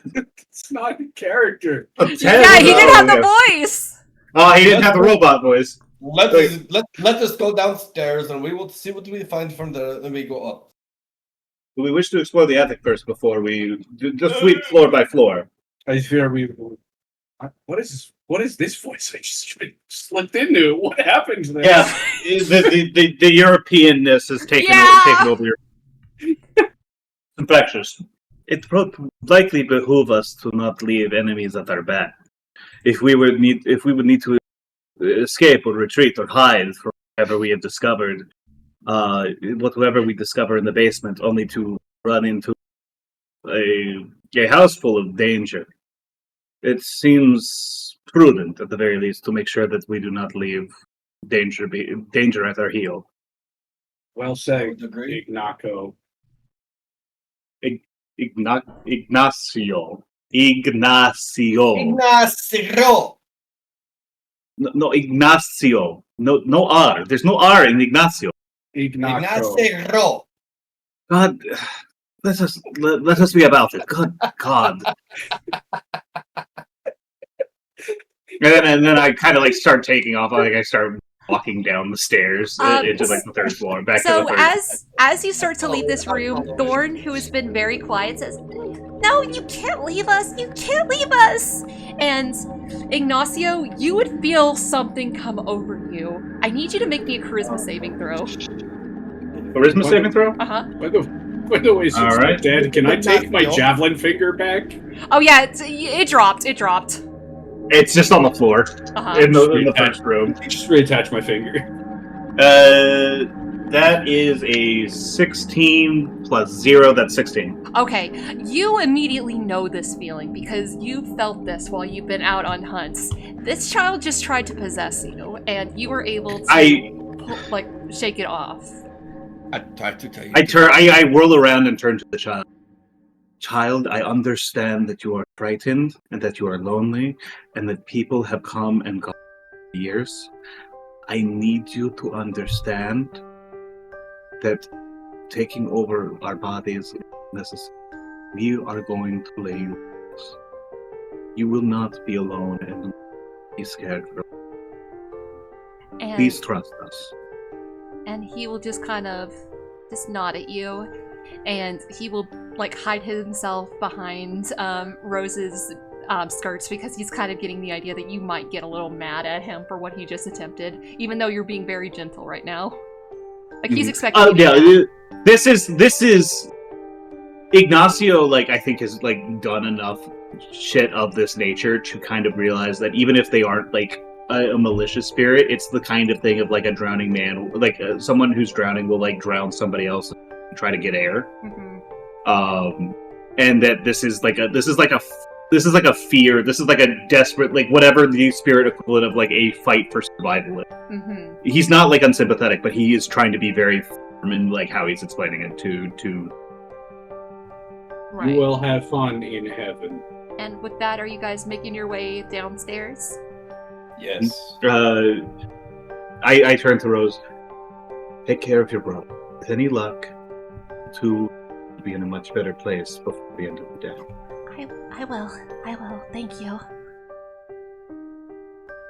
And then we proceed down back. Yeah, good luck. Good luck, kids. Bye. Hey, take her easy. More like, take it easy. Bye, kids.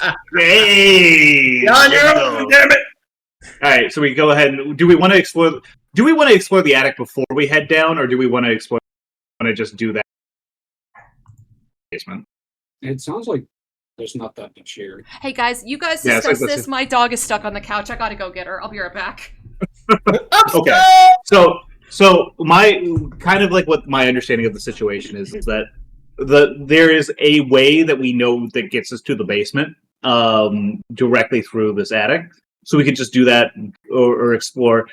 My understanding of it is we kind of want to sweep through and make sure there's no threats here before we go down into the basement in case we need to like retreat back through the house.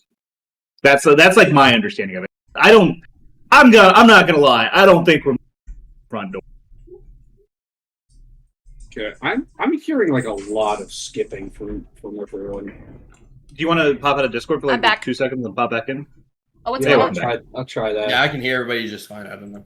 Yeah, I'm just gonna. Liger's having a couple technical difficulties. I mean, it's been happening the entire time, but it's getting more frequent. Mm-hmm. Probably like either restarting Discord, or well, whatever he decides. That also works. Bop. Did it work? Hey, you hearing us skipping? You skipping it all? Skippy! Skibbity Riz. Skibbity Riz? My new favorite racehorse.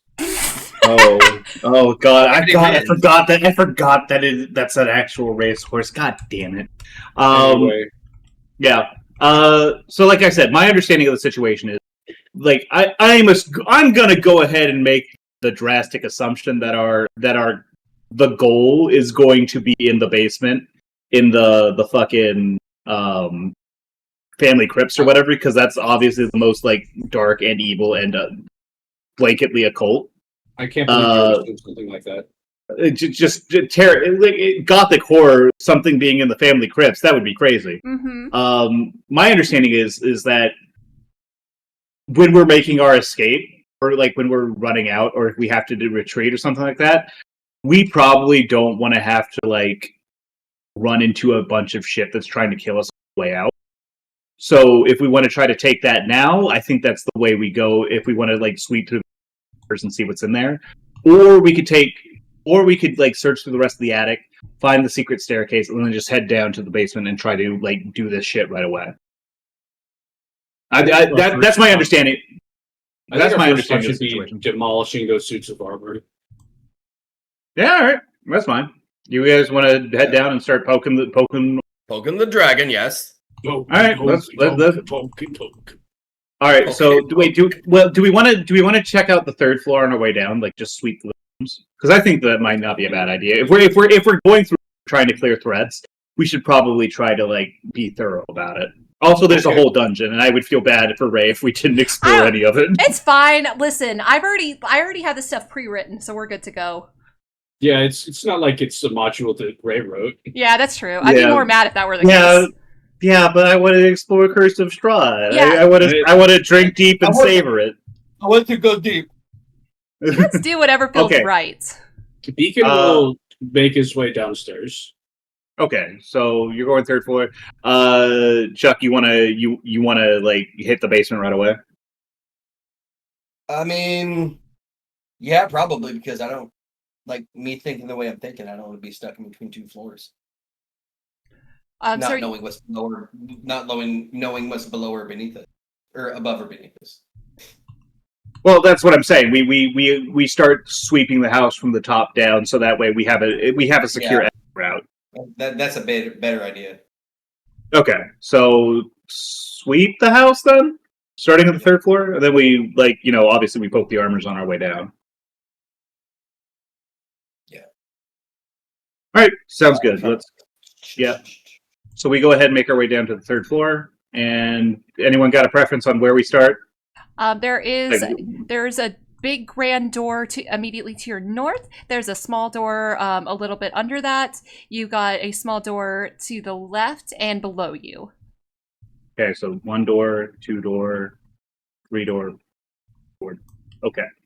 So I'll get big door first. Big door first? Yeah, big door. Big door. All right, big door. Beacon, you want to take point? Because I feel, and I think you got the highest armor class. Mm-hmm. All right, well, that's clearly a bedroom of some kind. Yeah, so you walk into this room. You would see the double doors to this room have dusty panes of stained glass on them. And you see on there designs that resemble windmills. And as you make your way into this master bedroom, you would see a 4-poster bed with embroidered curtains, a matching pair of empty wardrobes, a vanity with a wood frame mirror and a box on it. You would also see a rotting tiger skin rug lying on the floor in front of the fireplace, which is currently not blazing right now. There's also a web-filled parlor in the southwest corner that contains a table and 2 chairs. I gotta ask. I kind of glance at the tigers. And I'm like, do they have tigers in Barovia? I don't think this is like a native species. Maybe we had tigers in the Perkins Island. Can I roll like an insight, like a survival check or something to because this seems like it's been coniferous forest for the most part. Yeah, go ahead. Because that doesn't seem like a tiger's habitat. But I mean, hey, it's fantasy. It could be anything. The ecology has changed dramatically. That's a 14 on the die. Survival check or nature. Or nature. I gotta say, if it's rotting after 400 years, that's craftsmanship. Yeah, that date, seriously. +3, so that's 17. 17? Okay, so you definitely know tigers don't live here, but also you guys did just ride in with a Vishtani that is a tradesman by craft, and he had some very exotic and they items. can get out. Oh yeah. I look at Beacon and I'm like, this man may be blinded by nationalism. I'm not saying it out loud. I'm just kind of thinking it to myself. He's like, we had before Strahd, tigers roamed the length and breadth of the land. It was glorious. There were no tigers. Granted, most of them were druids. That was true. Well, okay. He's not wrong.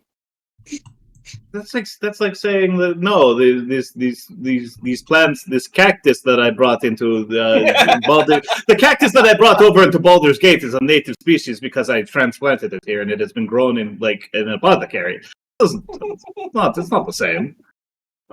Anyways, I'm like, this seems to be the parents' room. There might be clues to potentially what we need to be finding in the room. Is this house dark, or is there magically lit candles or something going on? Actually, there is some. There is something I actually wanted to ask in regards to that. As we're moving back through the house, has anything changed? So you guys would see that there's definitely little bits of rot that are poking in. You notice the tiger skin rug is definitely rotting. You see that these gossamer drapes have holes in them, like they were eaten away by moss, but it's not quite decayed to the same level as the top floor. And I was mostly just talking about as we move back down the staircase, do we notice if there is a difference in the house between when we walked up? Okay, yes. You would notice that it's a little bit dustier on this level than it was before. Also, Liger, you asked about lights. There are oil lights that are on the walls, like sconces that are ever burning. It's not magic, but it's just burning, like someone had lit them. This is a fire hazard. I mean, do you want to put out the light when we're trying to investigate, my friend? I cannot see in the dark. No. Well, thank you for the consideration after a long period of consideration. I'm going to go ahead and start looking around the room. I'm going to make an investigation or a perception. However, roll Okay. it. Is anyone else doing this? I'll do it with them. Okay. For sure. Beacon, you want to also? Or are you just stand in post? That's a 18 or... Oh.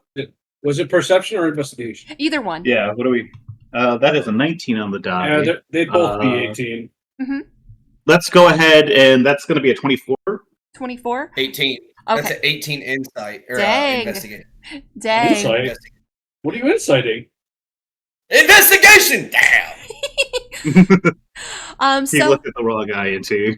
So as you guys are making your way through, you would let's see, Beacon, you are the one who notices that there is a dumbwaiter along with a button on the wall next to it. Uh-oh. What? Besides that, everything else. Oh, I have deep-seated D&D trauma regarding dumbwaiters. Oh, okay. I was like, that's like a weird thing to immediately be like, oh, Uh-oh. God, no. He's like, oh no! We're all like, why? Here's Listen, the thing. a wizard can easily fit in one. You can't though. Oh. I don't like that. Let's see. On the dusty table, I will say that Thalin, you would see a porcelain bowl and a matching jug, and there would be a room that opens up to a empty closet. You're not really seeing much, Ignacio. You guys do. Let's see. All of you guys roll me a d20. I was about to say, like, there's a desk in there, so Yeah, there's yeah. like no documents or anything like that. You guys We're all roll rolling. me a d20. Okay. That's That's a lot 11. of those lately. That's a 7. That's an 8. Okay, Ignacio, you're the one who looks into this jewelry box. It is a very lovely jewelry box made of silver with a gold filigree. Inside are 3 gold rings, a thin platinum necklace with a topaz pendant, and a letter. I set the jewelry aside for the moment, and then I Grab it. Alright, I'll message you what you got. Is that the letter B? This It's the letter A. I turned to Thalin, and I'm like, listen, I'm not opposed to taking the jewelry, but like, relax, man. I'm not going to leave you out. I'm going to give you. I'm just collecting for later. When you want, I give. You said half. And I glance over. I collect all of it. I give you half when I'm done. I glance over at Beacon and I'm like, do you have like material desires, or would you like a share of the of Gold is like useful I in circuitry. That's true. Well, yeah, okay. Well, then maybe we leave a good ring or two out for our friend here. A very minimal amount is required. Well, Precious metals. I would be more interested in silver. They're silver.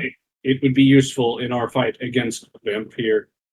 Oh, yes, actually, that's a very good point. We maybe hold on to this and use it to silver a weapon. So the only silver is the jewelry box. So are you guys going to stab Strahd with that? Well, I mean, we potentially break it down we take it to maybe we take it to a blacksmith or something like that, and have that. Maybe we get a reduced rate on silvering our weapons if that's the case. Right. Like a silver tip. Or silvering some ammunition for my crossbow. My dear Mrs. Petrovna, your advice with dealing with the unwanted fiend in my home is a very good advice. God damn it, very good advice indeed. Tonight's ceremony will proceed as planned when the moon is at its highest peak, without, of course, the attendance of Mr. Durst. I must agree with you that yes, with such an innocent sacrifice, our proceedings may have better results, although innocent is not quite the term I would use. My thanks, Mrs. Elizabeth Durst. Wait. ICP. Not innocent is not quite the term I would use. This initially would have led me to believe that maybe that they had actually sacrificed their child, but innocent is not quite the term I would use. Is not. Not potentially some other poor sod. Oh no, it's I kind of shake my head. Regardless, this is 400 years ago. Whoever was involved, regardless of whether or not they live, long dead. Not much of use. I do kind of like pocket the letter in case I need to like reference it later, though. Are you gonna take that jewelry box? I mean, it seems like It's Thalin empty. has put it away. I took it. Okay, I'll message you. There you go. Oh, is it cursed? Don't tell me it's cursed. I was messaging you how much it was worth. Relax. God. It's not like you all guys are in like- some kind of death house. Calm down. It's almost like we are. Not sure if I'm down with that. All right, nothing else in the room of interest or note? No, you guys have pretty thoroughly searched it. What would happen if I wound up this box? It's not a jewelry box like that. It's a jewelry box, not a musical box. Oh, Some No jewelry boxes mechanics, they just- are music boxes, Okay. but not all music boxes are jewelry boxes. I take it and stick it in my pack. Hmm. All right, do we want to check out this room then? Yeah. The You smaller can room take to the points south? again. Yeah, so you go into Alright. this room and you would just see a pretty standard looking bathroom. No, I glance around and make it like... I'm not even going to say it's like a thorough check, but I do kind of take a glance over. Yeah, you don't even have to roll. It's a bathroom. Okay, I look over it. I look over at Beacon and I'm like, see that he's still like covered with moss and like dirt and shit. Oh no! And I'm like, Off. perhaps not the time, but I mean, you wouldn't happen to want to clean yourself. It seems slightly inefficient for your mechanisms to be covered in dirt and moss. I And got it. God knows what. He rips his shirt and he starts cleaning up the moss. Like I got it. So- So you have we have gloves, man. Oh, we do. Yeah, Scott, he's just bearing his abs. That's your first instinct. That's your first instinct. Your clothes not- off your back. I did not know we had rags.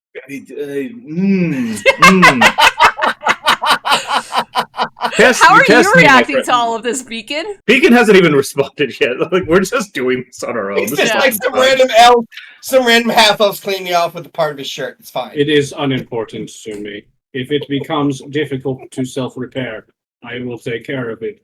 However, no desires. I will keep these. I just trying to be considerate to your needs, friend. Needs, no. Okay.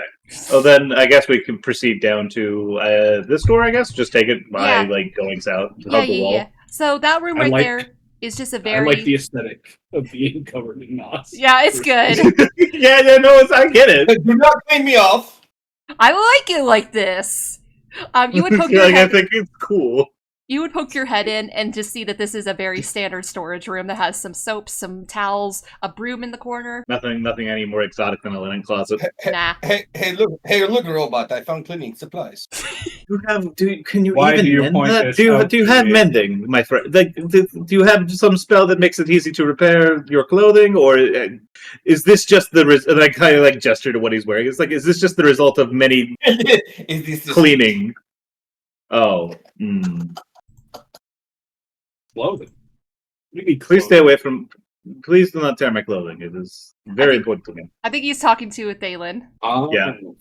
Yeah. All right. Well, that's just cleaning closet. Then door 4. I'm sure there's nothing. There's No, there's more it's doors. fine. Oh, So you would see that this room has a large bed, 2 end tables, and a wardrobe. Mounted on the wall next to the wardrobe is a full-length mirror with an ornate frame. But you would also see that there are 2 doors that are also in this room. I find it Doors that are difficult to believe that a family of 5 was making use of all of this space. it's a. Do you not know what a guest room is? No. Am I the only? It's not weird to be rich growing up, right? I feel like I'm taking. The more I talk, the more I feel like. I was born exactly as I am now. Well, my friend, I must tell you, That I was not. I was not referring to you in this regard. I understand that you are a mechanical servant or a mechanical soldier, as the case may be. I guess. I mean, it's a guest room, so I don't think there's going to be. I'm assuming this is like reading as a guest room to me. You definitely have the feeling that it has been more lived in than a guest room. Like, you can see that there are personal effects in this room, just not very many of them. This is There's no way. The children did mention. The children did mention that. Oh, is this their friends room? of the parents? Do I get the idea that this might have because they said that they went to the attic only like on the full moon? Like, do I get the idea that this might be their room, like the children, like Rose and Thorn? No, it's not really. That's not really a thing that you would grab from this room, because you imagine from seeing their room up in the attic that there would be more toys and more of like childhood whimsy, and maybe not like a double bed like this. The children mentioned that their parents often had guests. Perhaps they stayed a lot. And like mentally, like Ignacio was like tossing over like a couple different ideas for like what it could be, and I'm like part of it is just like parents sleeping in separate beds. Good, it's horrible to have parents who are not passionate about each other. Maybe they want to procreate, and that's why we have. They have 3 children. I think after a certain point, you have to like look at the results. This is quite judgmental from you. It's called loneliness. It's called lonely. What? It is quite judgmental of you, Ignacio. You don't understand idioms, and you're judging me for social convention. Wait, hold on.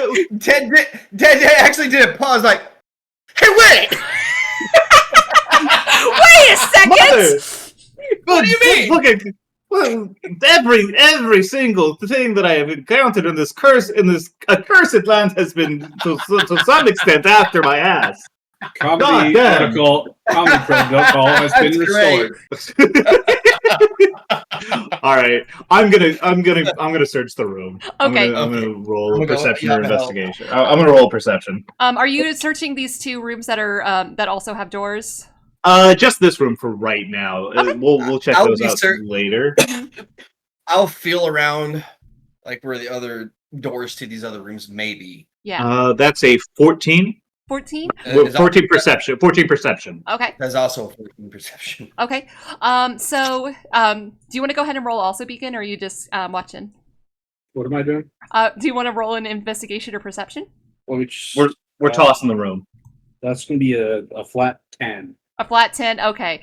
So, both, Ignacio, while you're looking through this room, you manage to see that a lot of the clothes in the wardrobe are more, like, modest than you would expect someone of this high of a caliber to wear. And meanwhile, Thalin, you would possibly, like, look under the bed and you would see, like, a single bottle has rolled under there, long forgotten. He kind of reached towards the bottom, pulled it out. Mm-hmm. Look at it. They said they had an infant child, yes? Like Walter was an infant. Yes. Walter was an infant. But potentially some sort of servant or nanny. My parents did not believe in that sort of thing, but plenty of our contemporaries had people who watched over the children.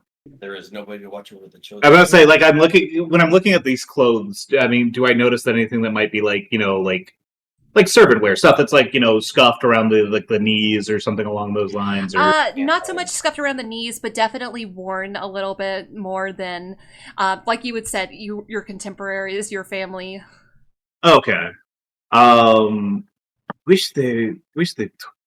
The twins did not. Not the twins. I don't know why. So they immediately hopped to twins. Because they're Rose and Thorn.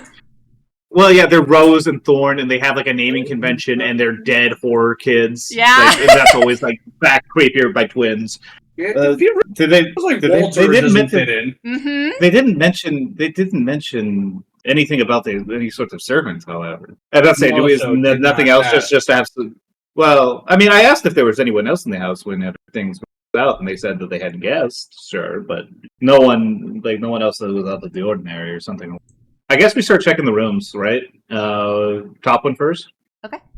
So you open the door to this room, and you would see that this is a nursery that is very lovingly taken care of. There are drapes above the crib, but by the crib, you would see a woman standing there, rocking the crib back and forth, and she looks up at you and goes, "Shh, the baby's sleeping." And she looks back to the crib, and nothing is there.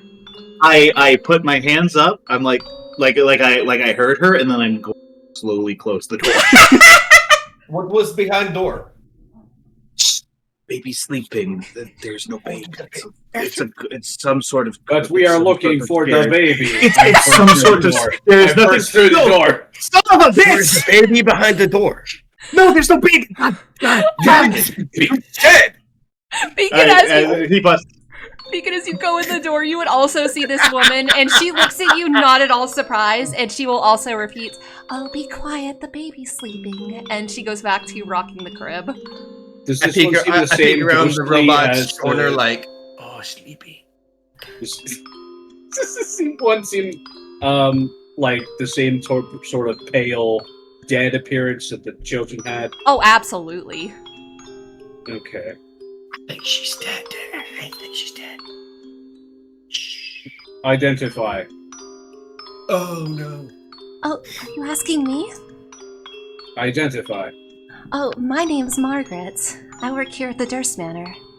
I'm watching over Margaret, Walter. I am Are you serial human? B34 Con. Oh, what Okay, a peek over the Wait. Your name is B34 con. Con. God damn it. B34 con. B-Con. B-con. Be con as I kind of gods. I kind of like go over the robot's shoulder, but like, 7 you feet? are you human? Under the robot shoulder. Yeah, under the robot's shoulder. Are you human? Oh, well, of course I am. What else would I be? Dead? And she kind of tilts her head and she goes, What does this woman's race have anything to do with Is everyone here? Does everyone here have like weird hang-ups about humans? Is that what the hell is going on here? Thalin walks away. They just. Ignacio, you seem to have some sort of victim Please, complex. you are a robot. It is impossible for you to store the. Give me 1 second. Ignacio.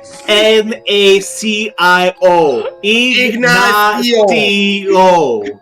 This is very simple. "Oh, gentlemen, I would Listen. ask that you be quiet. The baby is trying to sleep." Excuse me, madame. Please, I'm very sorry for myself and my compatriots. And I shut the door again. Please. There's baby. I'm just thinking about back to how every time in Tokyo 99, every time human talks about Akko, it's AKO. Yeah. I'm just doing like a weird text-to-speech thing where Yeah. they can't possibly get the name correct because they can't do an accent. Mm-hmm. That's so fucked up, but it's true. Uh-huh. This is evil. I don't know why I'm suddenly the asset of all the jokes. It's great. I'm having a lot of fun playing the straight man. I don't know how we ended up here. It's called organic. Yup, Oh, it damn happened. it. And listen, Okay, Chuck it's picked up on it's- the joke of bullying Detdet, and Liger already knew. Yeah, well, like Liger knew. I knew that. I'm not surprised it's coming out. I'm just so shocked that I've managed to like immediately make fun of this man. It's easy. It's funny. Mm-hmm. It's correct. The stuff you say, I'm the stuff you just- say is just I'm hilarious. just It's trying to so, find like ways that I can joke, but Beacon is not joking. No. I get it. This is a good bit. This is a good bit. It's just ooh. It's I not get good. ooh. All right.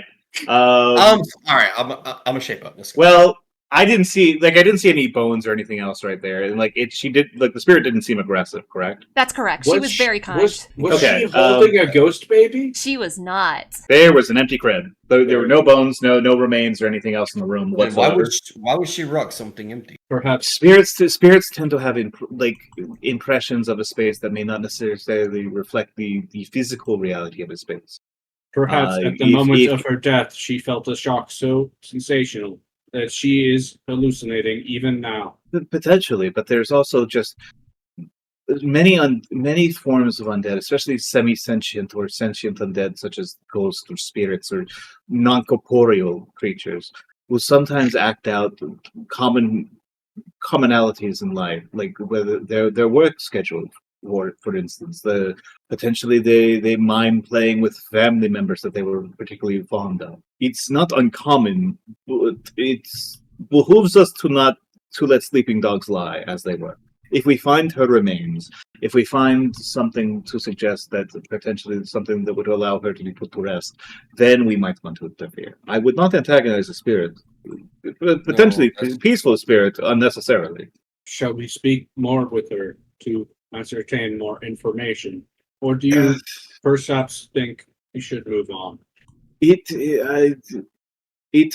a toss-up. It could be that she has information. She seems very reasonable as of right now, but she seemed insistent on Being quiet. maintaining a quiet. And if we continue to engage her in conversation, that could potentially anger the spirit, and then we run into problems. She looked kind of scary. I said we moved on. I don't disagree with that. I go to check the bottom door, being very ready to close the door again. So you go and you're kind of trying to open this like slowly, but the door is Yes, I'm trying to be quiet. But the door is shuttered, and as it's difficult to see through it because it's stained glass, but you can tell that this is some sort of balcony, and the door will not give no matter how hard you pull on it.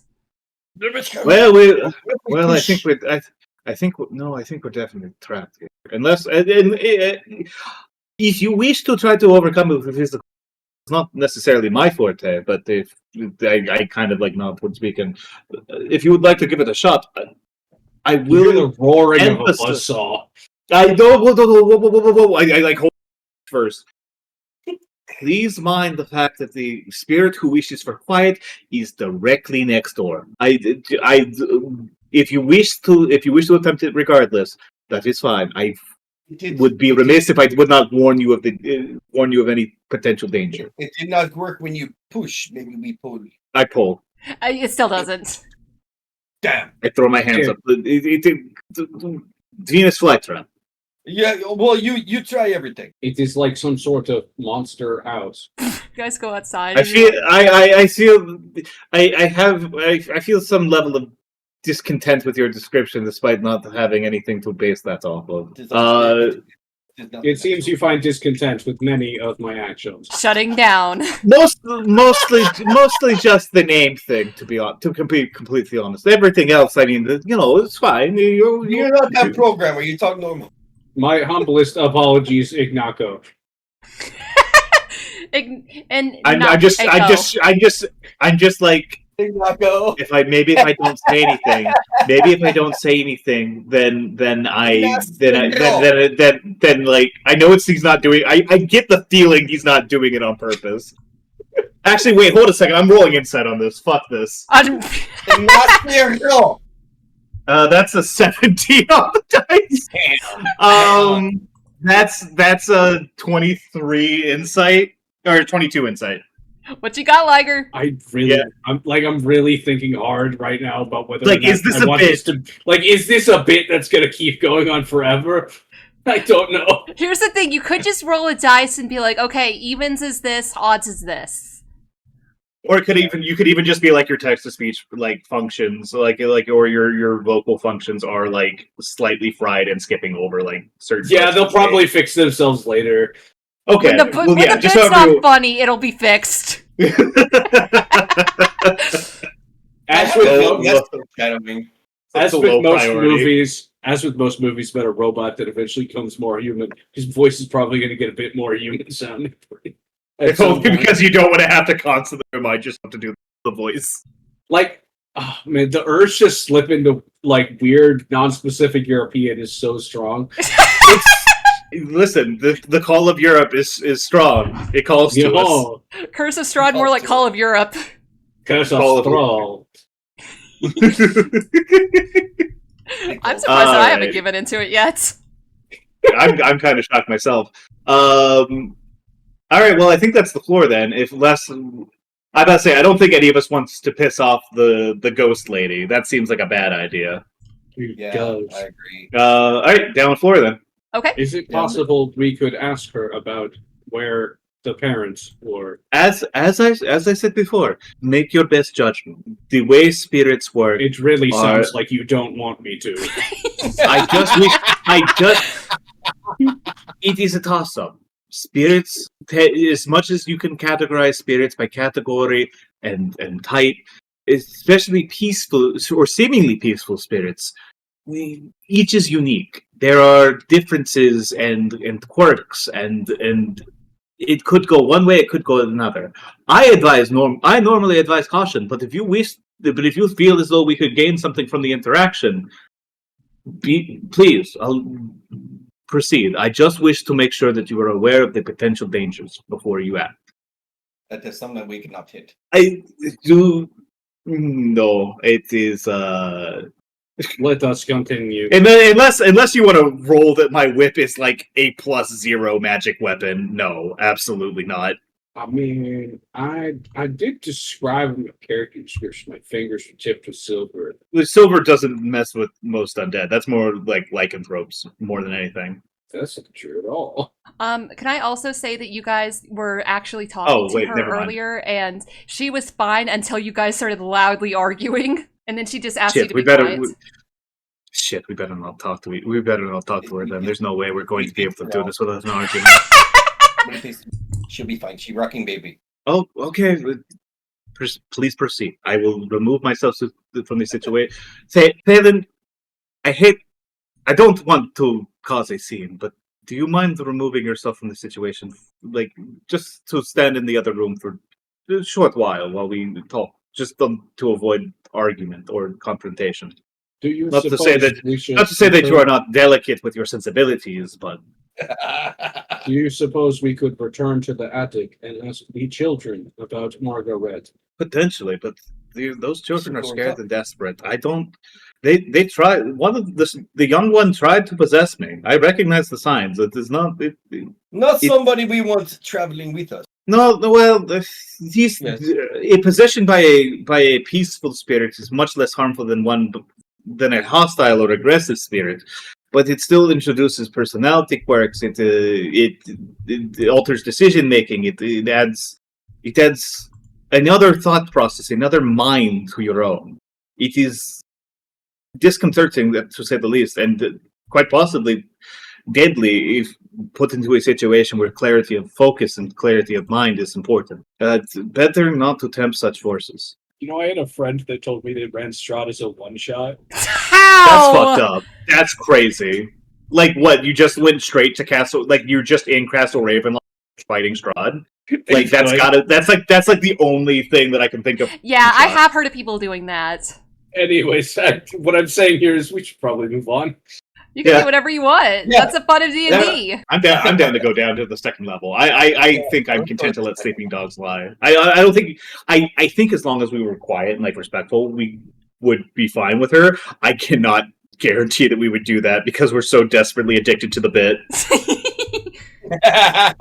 Yeah, it's an addiction. Okay, you guys go to the third floor? The second floor. Oh, that's what I meant. We're on the third. Yeah, we're on the third floor, right? Does anyone have a 10-foot pole? No. Shit. Is there anything that I can use as like a 10-foot pole in the house that I've seen so far? I can operate as a 7-foot pole. I don't know if I can lift you, my friend. I do not think my musculature. I do not think my musculature is accommodating. So, Ignacio, you would know that there's not a 10-foot pole, but there was a broom in that closet on the third floor. And also, on the second floor, or the third floor, whenever you saw the fireplaces, they both had fire pokers. Also not 10 foot, but longer than your arms. I think I want to go up and grab the fire poker because I think that it's like a sturdier thing. Mm-hmm. And it could potentially be like even if it might not necessarily be shorter, I think that like having the metal, I think the metal is more reassuring to Ignacio than the wood. So I'm going to head up back to the third floor and head to the fireplace. Does anyone want to come with me, or am I just going? I'll go with you. All right. Go-Go Gadget Beacon Extendo arm. Do you actually have Go-Go Gadget Beacon Extendo arms? I don't think so. Okay. Well, like I like to imagine it because like the wild robot did have that, but it's not. I don't have mechanics like that. Maybe Alright, at so some it's just point. me- So are you heading back up with us to grab the poker, or are you just staying down on the second floor? I don't have to go with you. Oh, okay. You're not my All right. dad. So what is with this fucking robot, man? He doesn't say that. You go. I know. I just like imagine like that's the thought process. Like, You're why my does this fucking robot dad. not want to do anything? Mhm. All right. So I go ahead and I grab like one of the fire pokers from upstairs in the bedroom. And you come back downstairs to the second floor, and you're doing what? I'm poking the armors with from like a space away. Actually, wait! I got a 10-foot reach whip. I'm going to take my whip, and I'm going to not like do it in such a way where it would like harm something or like create like an especially loud noise or whatever, but like kind of like to wrap like my whip around like the necks of each of the pieces of armor, and then to like either like just like to make them sway a little bit to see if they're animate Yeah. So go ahead and roll me. or trapped. Or trapped, I Go guess. ahead and roll me a straight dexterity roll. Straight dexterity? That's 15 on the dice, plus 3, that's 18. Okay, so you're able to extend your whip around these things, and they kind of wobble back and forth. One does wobble enough that like the helmet falls with a very like sharp but not too loud clatter, and from the door to the south, you would hear something skitter. There's some shit to the south. Do we want to check the north before we do so, or do we want to just handle it? I think would say that- handle what is here first versus Yes, best not to leave a threat At our unattended. back. ambush. Fair enough. Beacon, if you would be so kind as to allow us or to take point on this. Beacon is ready. Okay, you opening up the door? Yeah. What am I rolling? That if you're just opening the door, well, you're It's investigating. Not everything is locked, my man. Yeah, it's unlocked, but are you investigating? 17. 17? Okay. Oh, yeah. All right. I guess I'll also roll investigation All right. or perception. That's a 17 on the die. Okay. Plus 5. That's 22. That's a nat 20. Okay. Goddamn! All right, we're back. We're so Nice! back. Okay. The weird dip aside, we're rolling great. So you guys make your way into this room that has a brass-plated chandelier hanging from the ceiling, upholstered chairs, stained glass wall hangings depicting beautiful men, women, children, all singing and playing instruments. Of course, there's a harpsichord, and there's also a standing harp. With a natural 20, Thalin, you are able to discern that when you're looking at the carvings on the wall, you would see that they're not actually people, but they're actually very sharp dressed skeletons. So while you're looking around, you do see a shadow under that chair that Thalin was just trying to sit in.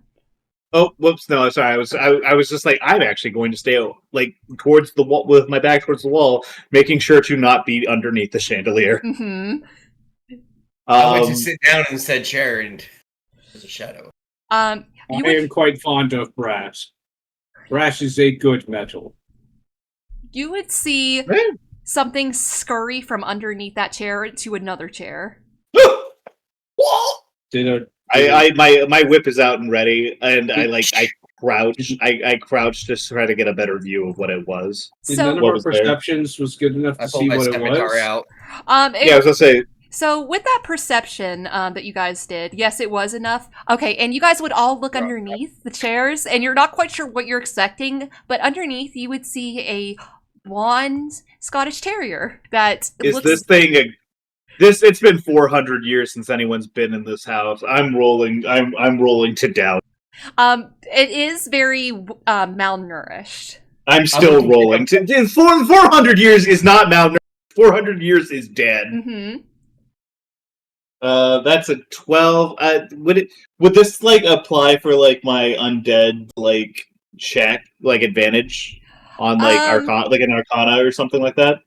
Like a history or nature? I will allow you to do Arcana. Okay. Well, what I'm saying is, do I have advantage from my my hunter's bane ability? In this specific instance, no. Okay, then that is going to be a 15. Okay, so you would kind of like try to look at this thing, this does not look like any kind of ghost. This is very clearly like a physical form. And again, it could be like the children outside, but also the children outside had a purpose. You're kind of thinking like those children had a purpose. They were the ones luring you in like an anglerfish's light.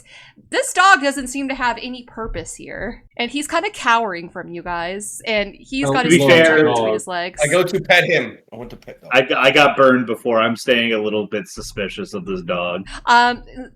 Charlie, go ahead and make me a animal handling. Damn. Not gonna let you have a free pet on a dog that's scared. That is dirty 20. Dirty 20. You hold out your hand. Oh yeah. And it sniffs your hand and licks it. And he allows you to pet. It is good dog. I go to like gently scoop him up. What the hell is this thing doing here? So in the music room? When you scoop it up, you would notice that there's a collar around his neck. What does the collar say? It says, Lancelot, if found, please return to Gertruda. Okay. I have dog, has collar. We have to give to Gertrude, whoever that is. Do either of you... Didn't you want to leave the children to die not like 15 minutes ago? Dogster? That is children, not animals. I am druid. Do either of you require food have rations on your person? No. I do have like a little bit of food on me. I've got 10 days. I've got 10 days of rations on me. So I guess I some like hardtack or whatever. Yeah. Are you offering it to this dog? Or like a piece of jerky. Yeah, I'll give the dog a piece of jerky. It very like happily scarfs it up and it's kind of like ravenous a bit, but not enough to hurt you. And as it opens its mouth, you can see that it's kind of like it's got lesser teeth than a dog should have. You can kind of get the feeling that this dog is probably an elder at this point.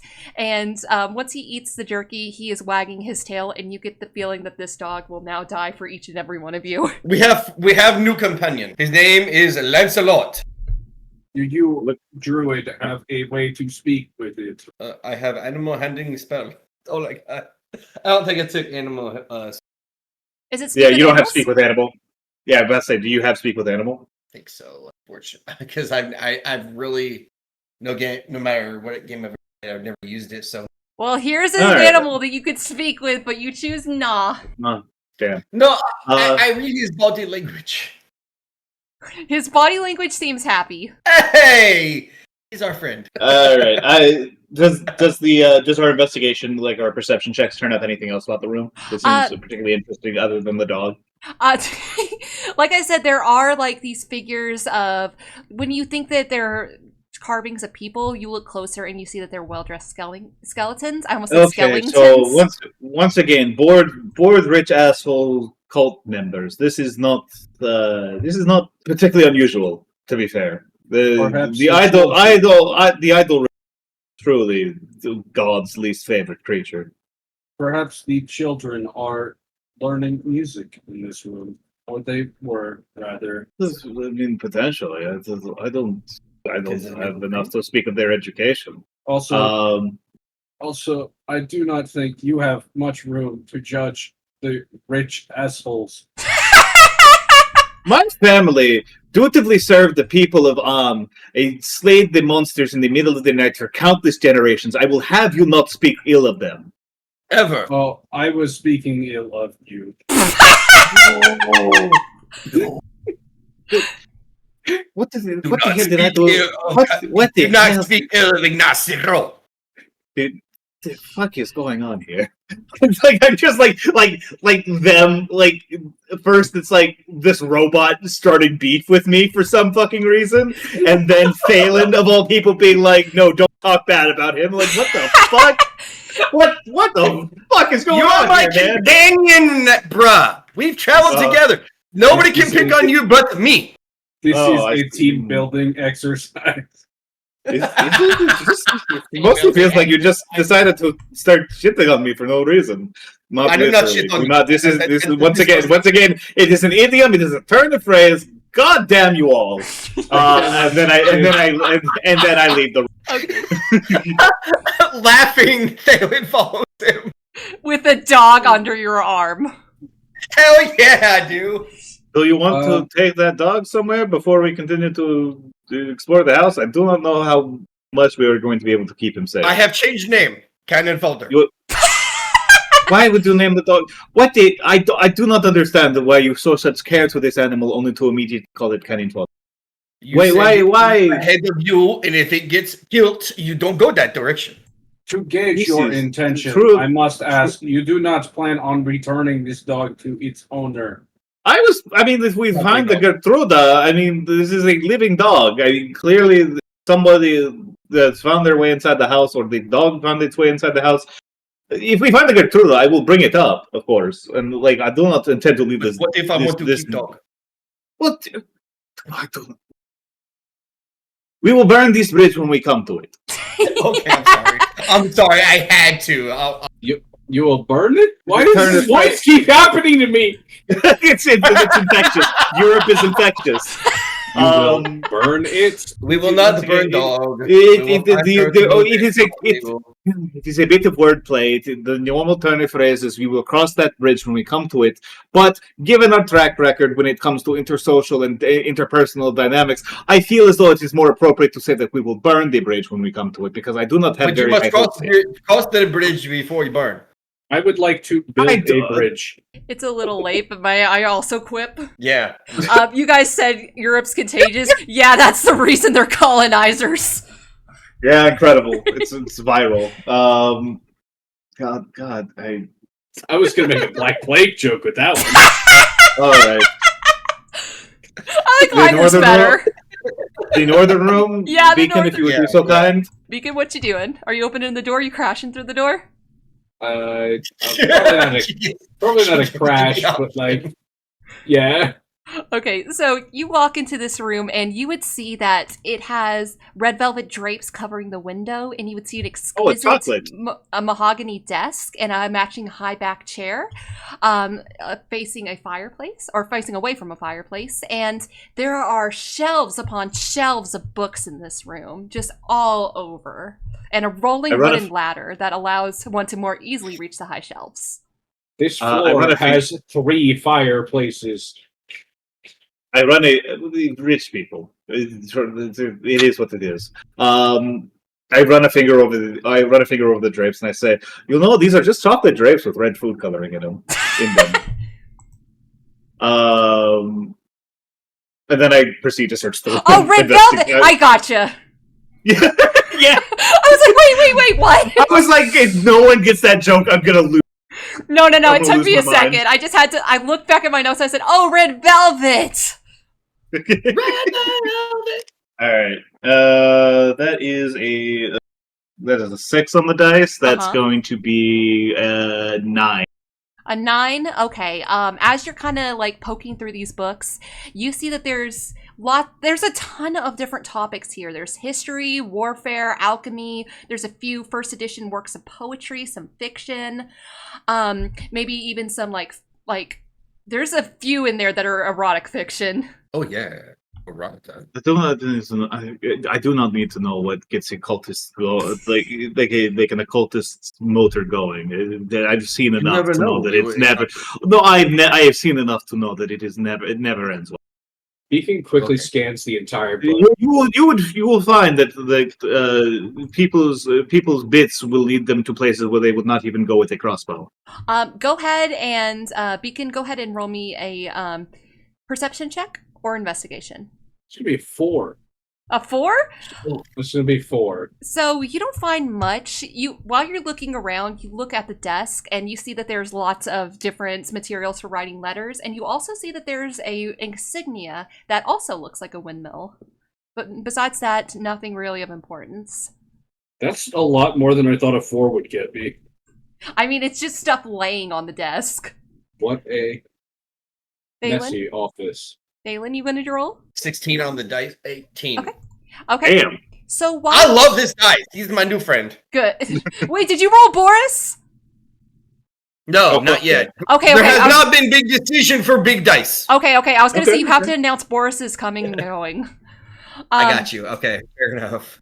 So Wow. you manage to while you're looking at some of these books, you find one that looks kind of weird in that it's a red book that doesn't have anything on the spine, and you pull it forward and you hear like something unlock, and the bookshelf will move to the side and reveal a secret room. Of course they have. Of course they have. I have found secret room. So as you go into this room, you would see that there are 2 bookshelves that have some books in here that were not in the other room, and there's also a treasure chest with clawed feet, and what looks like an adventurer that it has now become a skeleton, and he is trying to open the box or the chest. It looks like some kind of mechanism had triggered on him, and he is holding in his hand a letter. Identify. I pluck this man is dead. There's no real significance in terms. There's like So were this is all of clearly the a rest of skeleton. them. This was a skeleton like the same way like the bodies of the 2 children upstairs were a skeleton, right? There's no like difference between them in terms of like they still have scraps of flesh or whatever. No, this Like one. this guy. Well, roll me a history or medicine check. I'm mostly just asking so I can make fun of Beacon. Okay, fair enough. If it's for making fun of Beacon, they're like definitely younger looking. But like still at the same time, like this is still clearly like a skeleton. Most of the flesh is just completely gone. Yes. All the flesh is gone. Beacon, this is the exact same as the skeletons upstairs. You're running a bit. You're running bit. The skeletons upstairs had ghosts that could speak with us. Do you see a ghost? Do you see any ghost spirits? Do you see? While they're arguing, I'm gonna go. I see got what's in the a chest. 4. You're gonna go see what? I'm gonna go see what's in the chest while they're talking. Okay. So I see that he's doing this, and I'm like, my friend, this man clearly died while trying to get into the chest. Like you mentioned, like a mechanism had gone off, right? yeah, but the chest is open, so whatever mechanism has been triggered, and you get the idea that may have been what resulted in this figure's death. So I kind of peek in the chest, but like, what? So you look inside and you would see 3 blank books with black covers. There's 3 spell scrolls that you know as Bless, Protection from Poison, and Spiritual Weapon. And there is, as you unfurl it, a deed to the house, a deed to a windmill, and a signed will.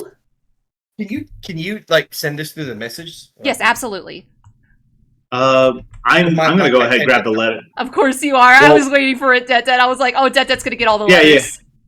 Well, I'm like, well, listen, that's the lore. That's the most important part. Absolutely, it is. Juicy lore. Wouldn't it be funny if Beacon read them though? It would. I mean, if you want to, listen, if you ever want to grab a letter, feel free. I'm just like, well, messing with the chest. I'm like, lore. Give me the. Hey, Detdet, go ahead and roll me a history check at advantage real fast. Oh shit! All right. Okay, that's like a 9 on the dice. On advantage? On advantage. What check was this? History? History. That's a 10. It's got some kind of there. You would see that the letter has some wax seal that has broken off, but you don't recognize what the seal is. And I have sent you. Anyways, I've sent you something. all right. I read it out loud. My most pathetic servant, deluded as you are, I was not surprised to find your penmanship darken my doorstep. Though I am aware of the misdeeds under your roof, and the rivers of blood spilled upon your altar, it interests me not, nor will your ilk be more than a passing thought. And yet it is with such paltry tithes that you implore me to save you from the tides of your misfortune that plague your once great house, as if they were any importance to me. Make no mistake, you and your family are worth as much to me as the worms that feed upon the refuse you toss to the land. And in this delusion, in your refuse, I shall leave you, with naught but the lovings of a scullery maid Lord, and a bastard son to show for the disloyalty to your name. Cursed by darkness, of that I have no doubt. Save you from your wretchedness, I think not. I much prefer you as you are. Your dread lord and master, Count Strahd von Zarovich. How old is this letter? Go ahead and roll me investigation. Yeah, All right. I would be like going over. That's an 18 on the dice. I'm glad I'm getting the important shit. That's the 19 total? So you would you read this over. Oh wait, investigation. That'd be no, history, 21. history. Oh, or investigation. history. No, investigation would make it a 21. So I'll go with that. So you would know that this letter is a little, like, maybe it's just a little bit older than the bones you found upstairs. Like, yeah, maybe by a few that years. makes sense. It's like there's no point in writing to like corpses. So like clearly, okay. So this still matches my timeline on like like when. Let me check something real fast. Hold on. He said that these guys are bitch ass motherfuckers. They're not shit. They're never going to be shit, and that they can go fuck themselves for all he cares. Was that just aggressive language? I love the skinny version that you just gave. Yeah. It's the TLDR. Was that just we don't like you? You're worthless. I'm not. Die. Was that just aggressive language, or was it literal? No, that was the horror is in there, and Scullery Made Horror and Bastard Son. That was that. No, but like when you put those two things together, does that mean that the husband Scullery Maid? Yes, it does sound like the husband was having an affair with the maid, and that resulted in, which is probably why he does not all following the naming pattern. Yes. Camilla left Barovia 450 years ago. This letter is 400 years old. Who's Camilla? Don't worry about it. That's no. You can't say how about say with the 21? How confident am I that this timeline does not line up? Pretty damn confident. Time travel. Xehanort. I do not understand. Is there some sort of can I make an Arcana check to see if there's any sort of like preservative magic on the letter? Absolutely. Like there's something that would prevent it from having age in such a way? Absolutely. Go ahead. How about this? Do we know? That's a 15 on the dice. Arcana is +3, so that's an 18. Real fast, Chuck. What was it that you were saying? Do we know what year we are in? Yes. According to when you left, it is 944. And Detdet back to a different time is as much as a different realm, or just Detdet, you are confident that this has no more magic than the rest of the house in preserving itself. You feel like whatever is preserving the house is also preserving this letter. Can't tell you what it's not. It's not Sunday, apparently. I think to myself, Camila did not spend long enough in Barovia to tell, but there might be some sort of time might not flow the same here in this realm as it does back in the Belthrel. What are you muttering to yourself about? Strahd von Zarevitz died 450 years ago by the reckoning of time in my plane of existence. Sorry, you skipped. But the letter is 450 old. This letter is 400 years old, and it is from Strahd von Zarevitz. Either there is an imposter who has assumed his name and title, or their time might flow differently in this realm compared to our own. We might have different problem. As you say that, however, the pride of your family has led you to believe there is no way he could have survived, but perhaps he did. As you say that, give me 1 second here. Do I know? Does the memoir that I have, does it recount how Strahd died? Yes. So, like was it like a very definitive, like, this man is dead? They checked, they double checked, they triple checked. Yes. Like, or was it like he fell off a cliff? No. So the way that it was described is the way that is classical of vampire slayings. You have to stab them in the heart, and then they go to their coffin, upon which you burn the coffin, and they are dead. And also, Camilla's diary mentions sunlight coming to Barovia. No, it makes it, my friend Deacon. I do not think you understand. Based on Camilla's, my ancestors' recounting, Strahd von Zarevitz was definitively killed in the way that every single vampire is weak to. You can kill them through force of arms, of course, but this was the most classical style of vampire slaying. Every step observed down to the tightest margin. Can what you're saying is there's imposter. Can I roll to try once again to access my corrupted memories? Absolutely. To see if I remember anything about this conflict? Absolutely. Go ahead. I'm certain that if Beacon was present for it, he would have been a part of it. What would I be rolling? History? Mm-hmm. Go ahead and roll me history. That's a 9.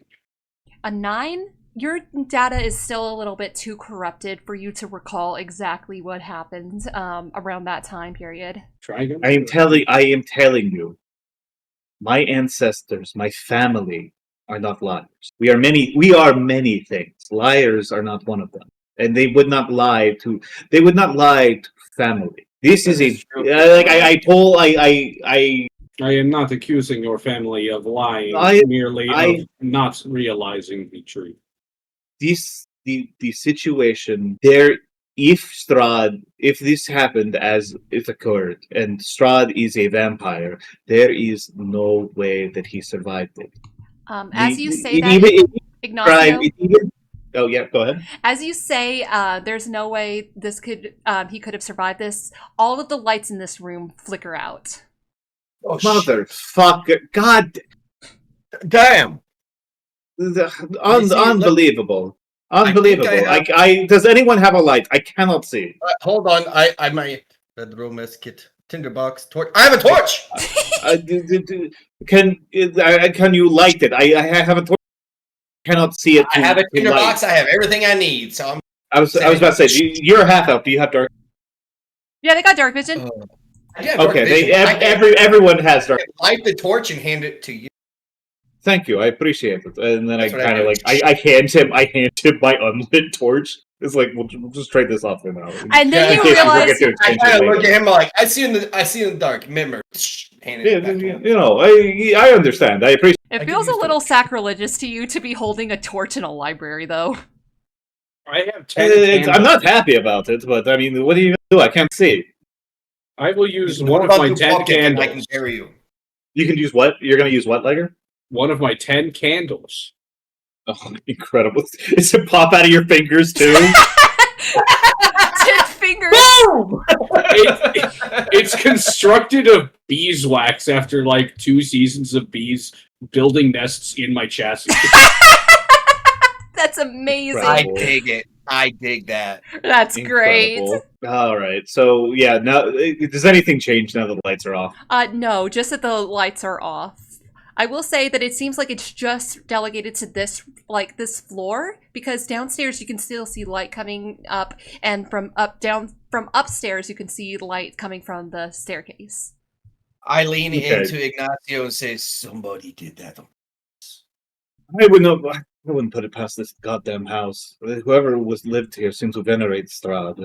They may win their will or whatever dark ritual turn this house into the den of evil that it is. Potentially, some of the will, follow that. Some of that reverence, some of that worship followed through to the house. It could be any number of things. I wouldn't personally attribute this to Strahd. I mean, it would be very petty. It'd be incredibly petty of him if that were the case. I'd like to check this wall over here. Yeah, by the stairwell, you would be able to look into this room and see that it is a very nondescript bedroom with footlookers down at the bottom.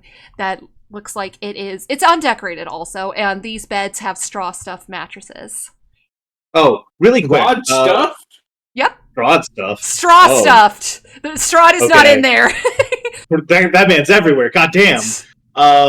Really quick, before we leave that room, I want to search the corpse of the adventurer to see if he has any personal effects or belongings or weapons or anything useful. Yeah. So as you look over him, you're able to find typical adventurer's gear, like some ropes, some pitons, maybe some what are those things that it's not caltrops. What are those balls? Ball bearings. Ball bearings. You get the idea that this person was maybe a would-be rogue, but not fully a rogue. Besides that, you would also find a love letter in his back pocket. Okay, you described the entire inventory of Tsuyoshi. Yes, I did. Can I read the letter? I don't have anything written up. Okay, I do not. That's fine. It's just okay. That's fine. That's fine. Why did you include it? Because I wanted to make you feel bad for this guy. I'll be transparent about that. He's trying to steal from a kid's house. Yeah, you guys have stolen from the kid's house. We first and foremost, until after we knew they were dead. The children did not own this house, by the way. I feel like I need to point this out. Well, And I feel like you need to point out I didn't take the dog. He's just with me. well, you took Yeah, the dog. You took the stuff from the chest, and you took the jewelry box.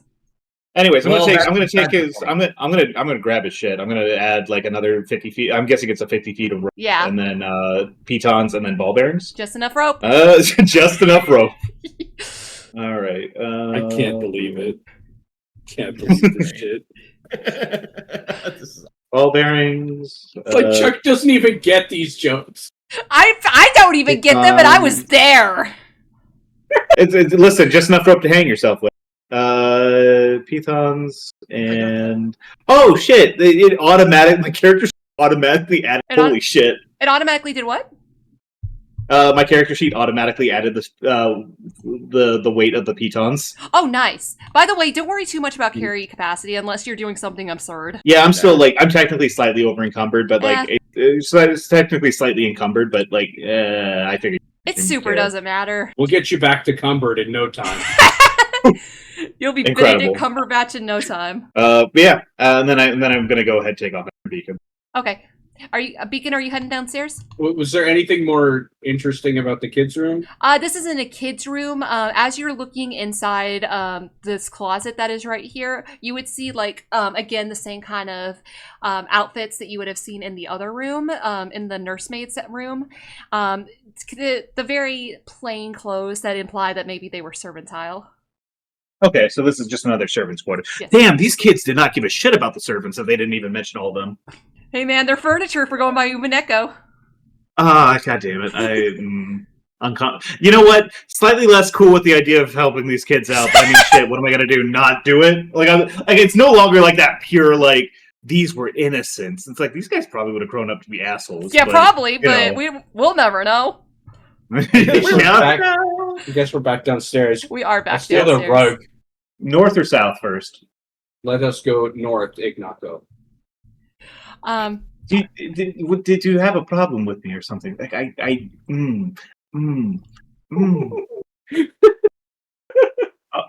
bite it back. All right, whatever. It's fine. Let's first door.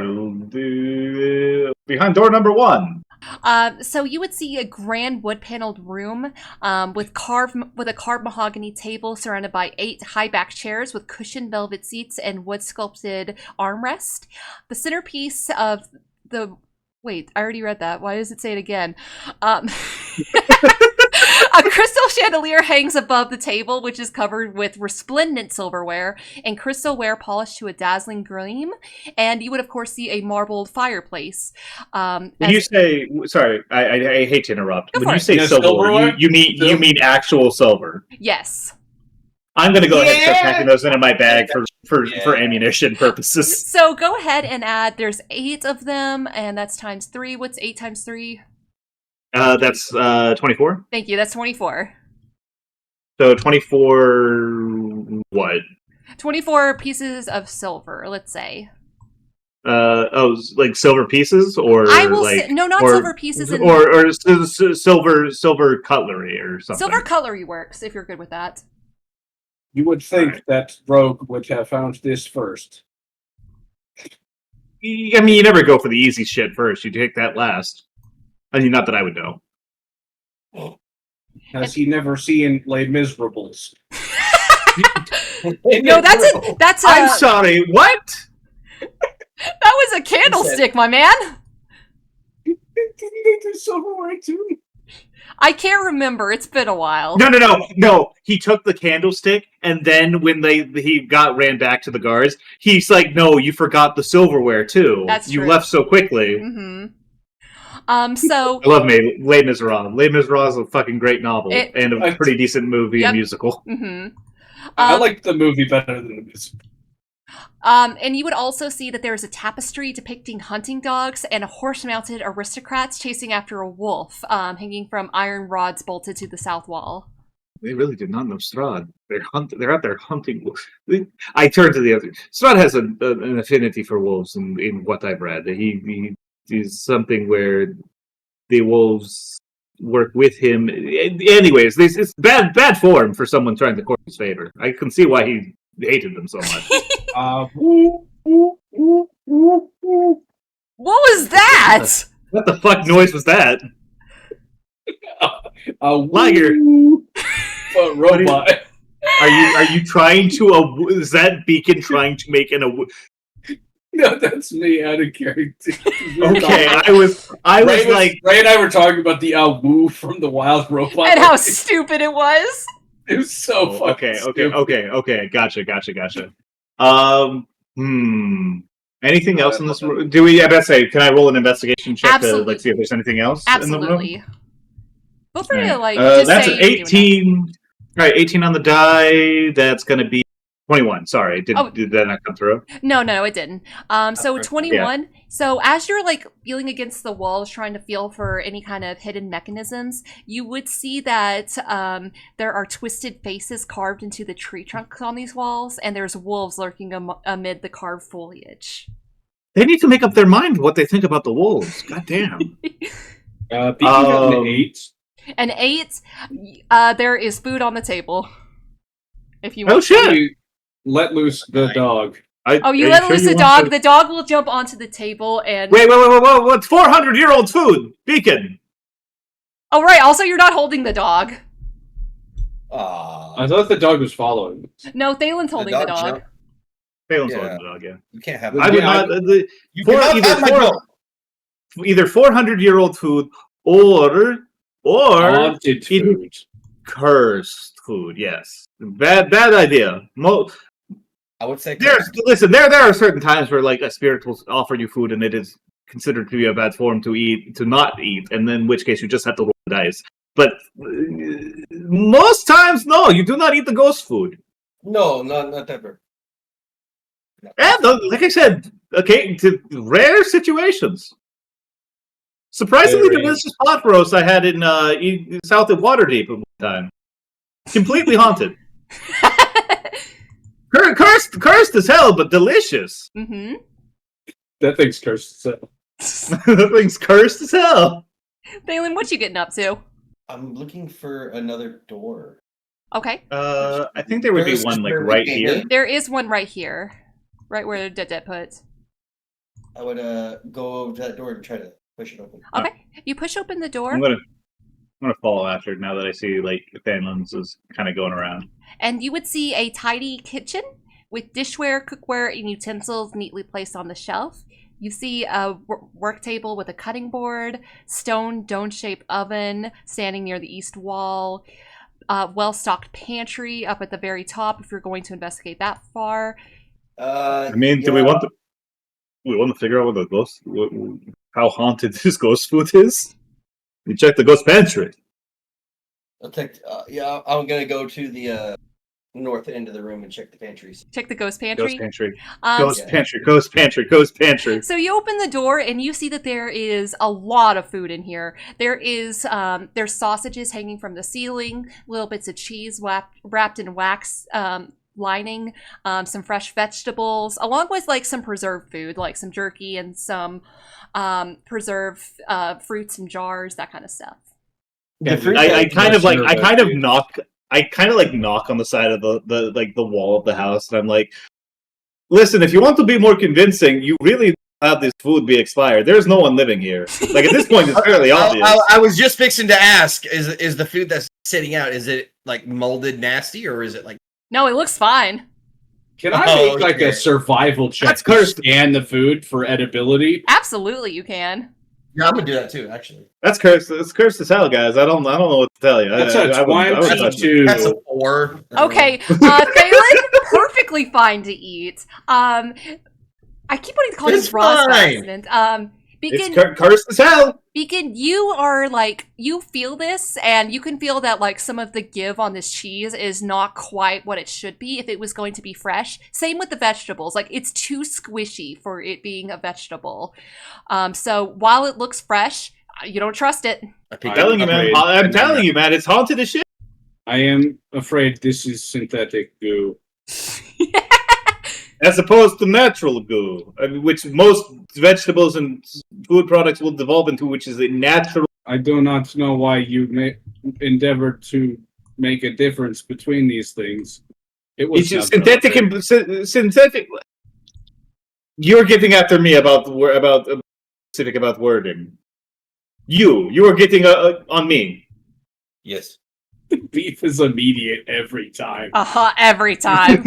Every character. We're just like the straight man prickly enough to like really just get after each other. It's funny. Really, the robot should be the straight. Yeah, it should be, but it's Detdet. Loading comedy circuit. Stop! Unload comedy circuit. Delete comedy circuit. Don't delete comedy circuit. That's not terrible. Comedy circuit deleted. No! Forever. That was a joke. Oh, I love him. Never change, Beacon. Okay, actually, it wasn't a bad joke. Very fair. All right, well, this food's haunted as hell. I'm going to make an investigation check to see if there's anything other than cursed as hell food that's clearly rotten. Mm-hmm. Go for it. That's a 7 on the dice. 9. What am I saying? 9? It's 10. It's a 10. These knives over here look like they could be used for stabbing, but that's about it. Beacon. Not touching the knives. Even under odds that these knives flip up and try to stab you. You don't fuck around in ghost kitchens. Ghost kitchens are deadly. There's a lot of sharp things in the kitchen. Poltergeists love this shit. So we were dealing with poltergeist.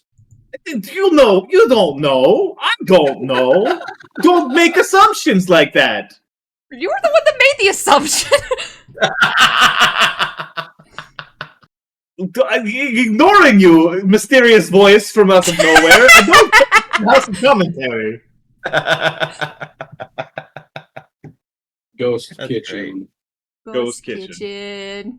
All right, Ghost you guys. kitchen. What Where you you guys? cooking up? Where you Ghost guys get that kitchen. to? All right, I'm getting the fuck out of here. I'm We're checking. going this one. south. That room right there. That is a closet. Yeah. All right. South. South. Okay. Beacon, my friend, please. You're if you would be always- so kind. You're so willing to like just throw Beacon into any kind of situation. The man has a shield and has a buzzsaw arm. That's true. I have a whip. So, these heavy oak doors lead into a warm room with a still burning fire surrounded by overly padded chairs. And you would see above the roaring hearth a stag's head, and there's 3 stuffed wolves in 3 corners of the room, their teeth bared like they're going to attack. Above you, you would see a lit chandelier of crystals, and there is an oak table between 2 chairs supporting a cask of what you can assume is wine, along with some wooden coblets, a pipe rack, and a candelabrum, and 2 well-dusted cabinets with curiosities inside. I was going to make a joke. I was torn between 2 different jokes, but then I heard wine. Ooh, then I like Ignacio kind of like not shoves past, but like kind of darts around. Ghost wine. What kind of vintage? No. Ghost wine keeps over time. I mean, if this is sealed vintage, Ghost this wine. Ghosts don't do wine most of the time. That's a vampire thing, and like, there's no vampires here right now. It's probably not. It's probably not blood. This is unwise. What kind of vintage are we talking about? That's the labeling. I pick up the bottle. You look at the labeling and it says Champagne de la Stomp. Champagne does not keep like this. I'm just gonna put that in my pack. I'm saving that for a rainy day. I plan to poison myself later. That's fine. Hey man, in Barovia might be a good step. Listen. This is listen. Valley. The way I see it, I save it for a rainy day, or just a gift or something along those lines. I consume it in a place where I have the most possible advantage in dealing with whatever situation arises. And then if I'm right, we have a party. Rainy days occur quite often in Barovia. Oh, Barovia. Mr. Kogan Valley. Shut up. No, that's not canon. That was a mistake. No, that's not canon. I popped the cork on one of the wines. The cork has been popped. I got one in my bag. Just marking that down. You said champagne de what? Do la Stomp. And you're gonna pour that out. It's gonna be blood.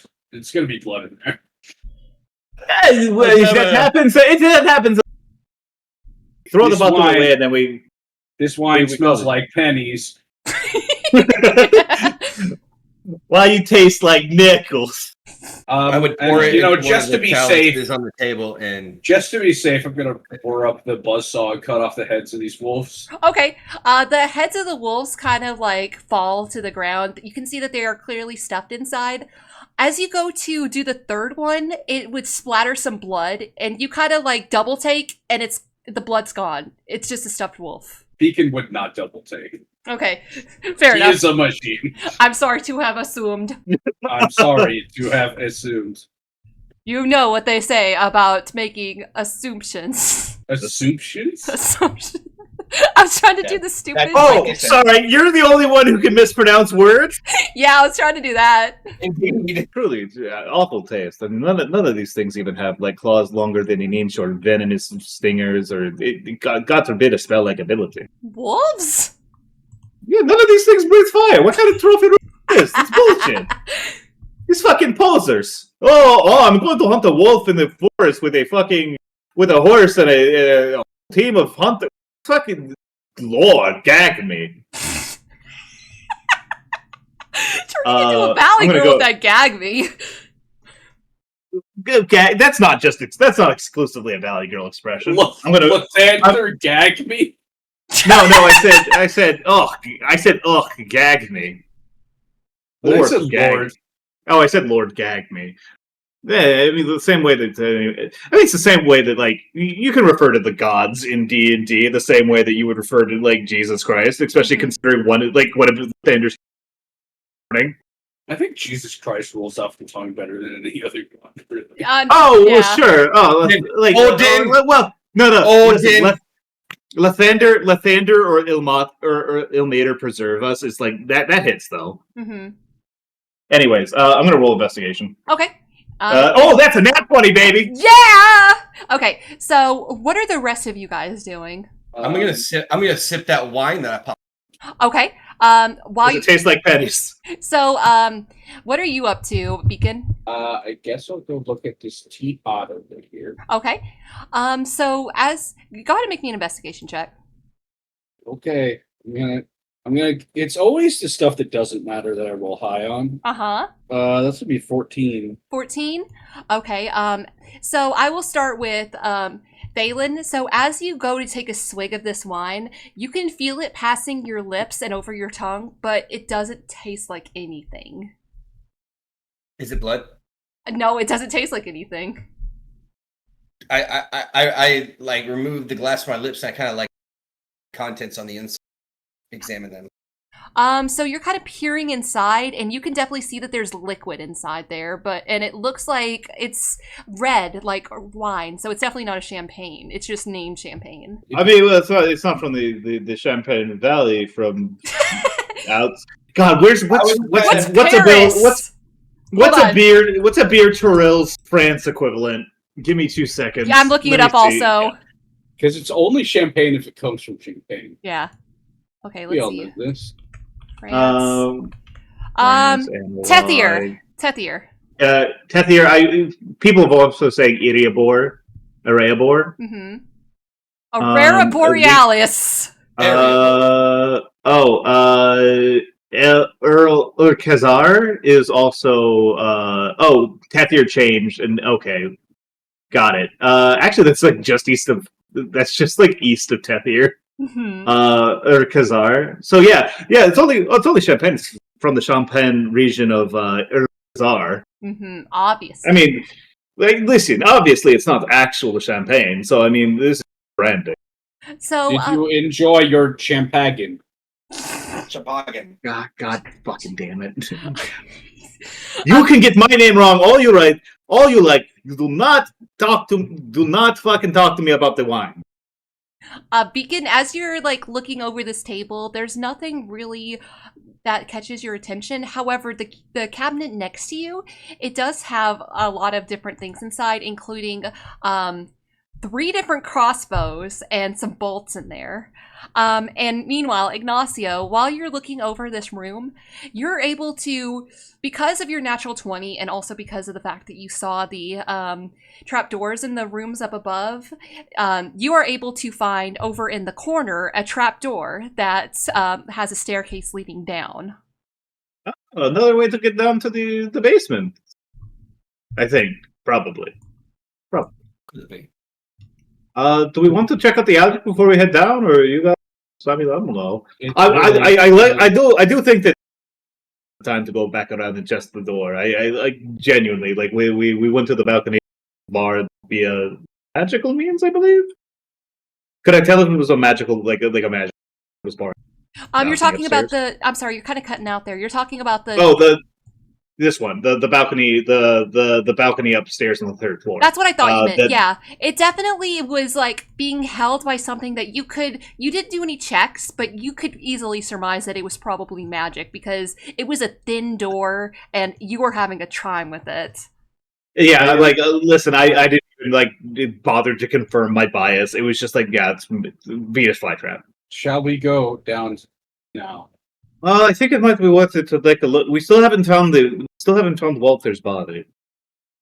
We also did not find the maid's body or the ghost of the rogue. I don't know if the rogue has a ghost here. I mean, not every person who dies in a haunted house becomes a spirit. Most of the people who died here, who had strong attachment to like whatever dark ritual took place here, or who had original strong attachment to the house, it's not important. I kind of start waving it off as I start to input, but it's not important. But potentially we check the attic before we head down to the basement. And besides, I think the secret staircase is probably going to lead closer to whatever dark ritual is going to be taking place downstairs in the basement. Although, I mean, well, potentially, I don't know. I didn't design this fucking house. If I did, I wouldn't have caused the ghost pantry to have fresh vegetables in it. Eat the vegetables. But I'm not going to eat the vegetables. By the I'm not- wine, though. No, well, I don't know what you're talking about. I haven't followed. It could be fine. We'll see when we leave. I'm not going to get drunk I'm not going to drink in a fucking Venus flytrap haunted house. That'd be silly. Thalin doesn't mind. I'm. This is maybe. Hey, don't worry about it. I saw it, but whatever. Thalin would go to the trap door. Are you sure you want to go straight down? Do we not want to check the attic first if we're clearing the house? We already. This has checked been. that. No. We still have like all this. Oh yeah, I guess so. Yeah, there's like a bunch of doors we didn't check up there. We wanted to. I will squeeze say the that rest if out you first. guys wanted to check, like, just see what's down here, you can go back upstairs later if you need. We'll just kind of poke our heads down and see what's down there. Exactly. Yeah, I'm sure the entire house won't disappear when we solve the case. I mean, potentially, but it's also like why not? Why not check everything? If we're going through it sweeping, we might as well. So, Thalin, as an addendum, there actually is this trapdoor. You open it up, and it has a ladder heading down, and at the bottom you see some stairs. So, as you make your way down, you would find yourself in this dark and oppressive dungeon beneath, and you can see up ahead there is a room. And if you were to poke your head in, you would see that there are skeletons festooned on the wall, and a very imposing figure of a statue, and you can hear chanting coming down the halls. And it's difficult to hear, but you're able to strain your ears, and you just hear over and over, "He is the ancient. He is the land." Just non-stop. And that is where we're going to end tonight. Wow, fantastic! What do you mean? No. How we doing down there, Dark Vision? Yeah, how we doing, Dark Vision Gang? You're fine now, though. Okay. Yeah, I'm great right now. Okay, so that is where we're going to end for tonight. Chuck, tell us who you are, where we can find you. I am Underground Tavern, again, currently Oh, you cut out, man. later. You cut out. How about now? Yeah, you're fine. Yeah, dude. Underground Tavern currently cut out.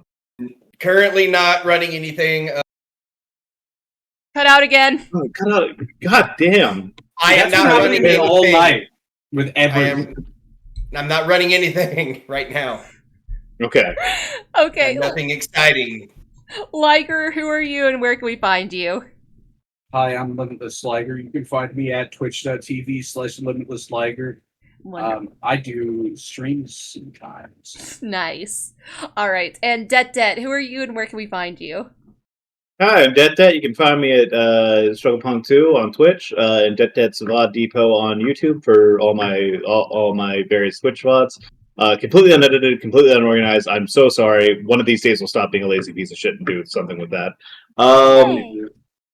You know what? You're probably correct to not believe me on that. But yeah, you can find me over there, and you can. Oh, you cut out Detdet. You can also find me over on my lovely channel over at twitch.tv/sketcheddie, where she streams art and occasionally some video games, and I stream basically all video games. Join us for more Kingdom Hearts and Umineko whenever That's not true. You also stream D&D. You're right, I do that. I have my own campaign, Ray, Liger, and several of our other friends. Tokyo 1999, which you can catch all the VODs of, as well as new episodes whenever we get around to getting everything scheduled out. Yes. Tsuyoshi Saito is so close to possessing the body of Liger. One day we'll have it's truly just a matter of time before he breaches containment. I heard you grasp your abyss eye just there. I did! I knew it! I knew it! Okay, so before we finish up, Detdet, you haven't been on the channel for a little bit. Why don't you go ahead and choose who we raid? Because Liger, you've been on playing Child of the Lights. Well, I'm looking at the list over here on the side, and it looks like Melanie, our good friend Melanie Pepon, is playing Super Mario Sunshine for the first time. So let's go ahead and raid into there. Alrighty, so we will start that raid. Is there anything? Raid message. Raid message? Raid message should be I'm a chuckster. Yeah! Oh, she's gonna be mad. All right. What does that mean? You would know Super Mario Sunshine. Mm-hmm. Yeah, it's Sunshine. It's a Sunshine thing. All right. So that is where we're going to end. Thank you so much for coming on in, chat. I will see you on the flip side, I Spies. Goodbye.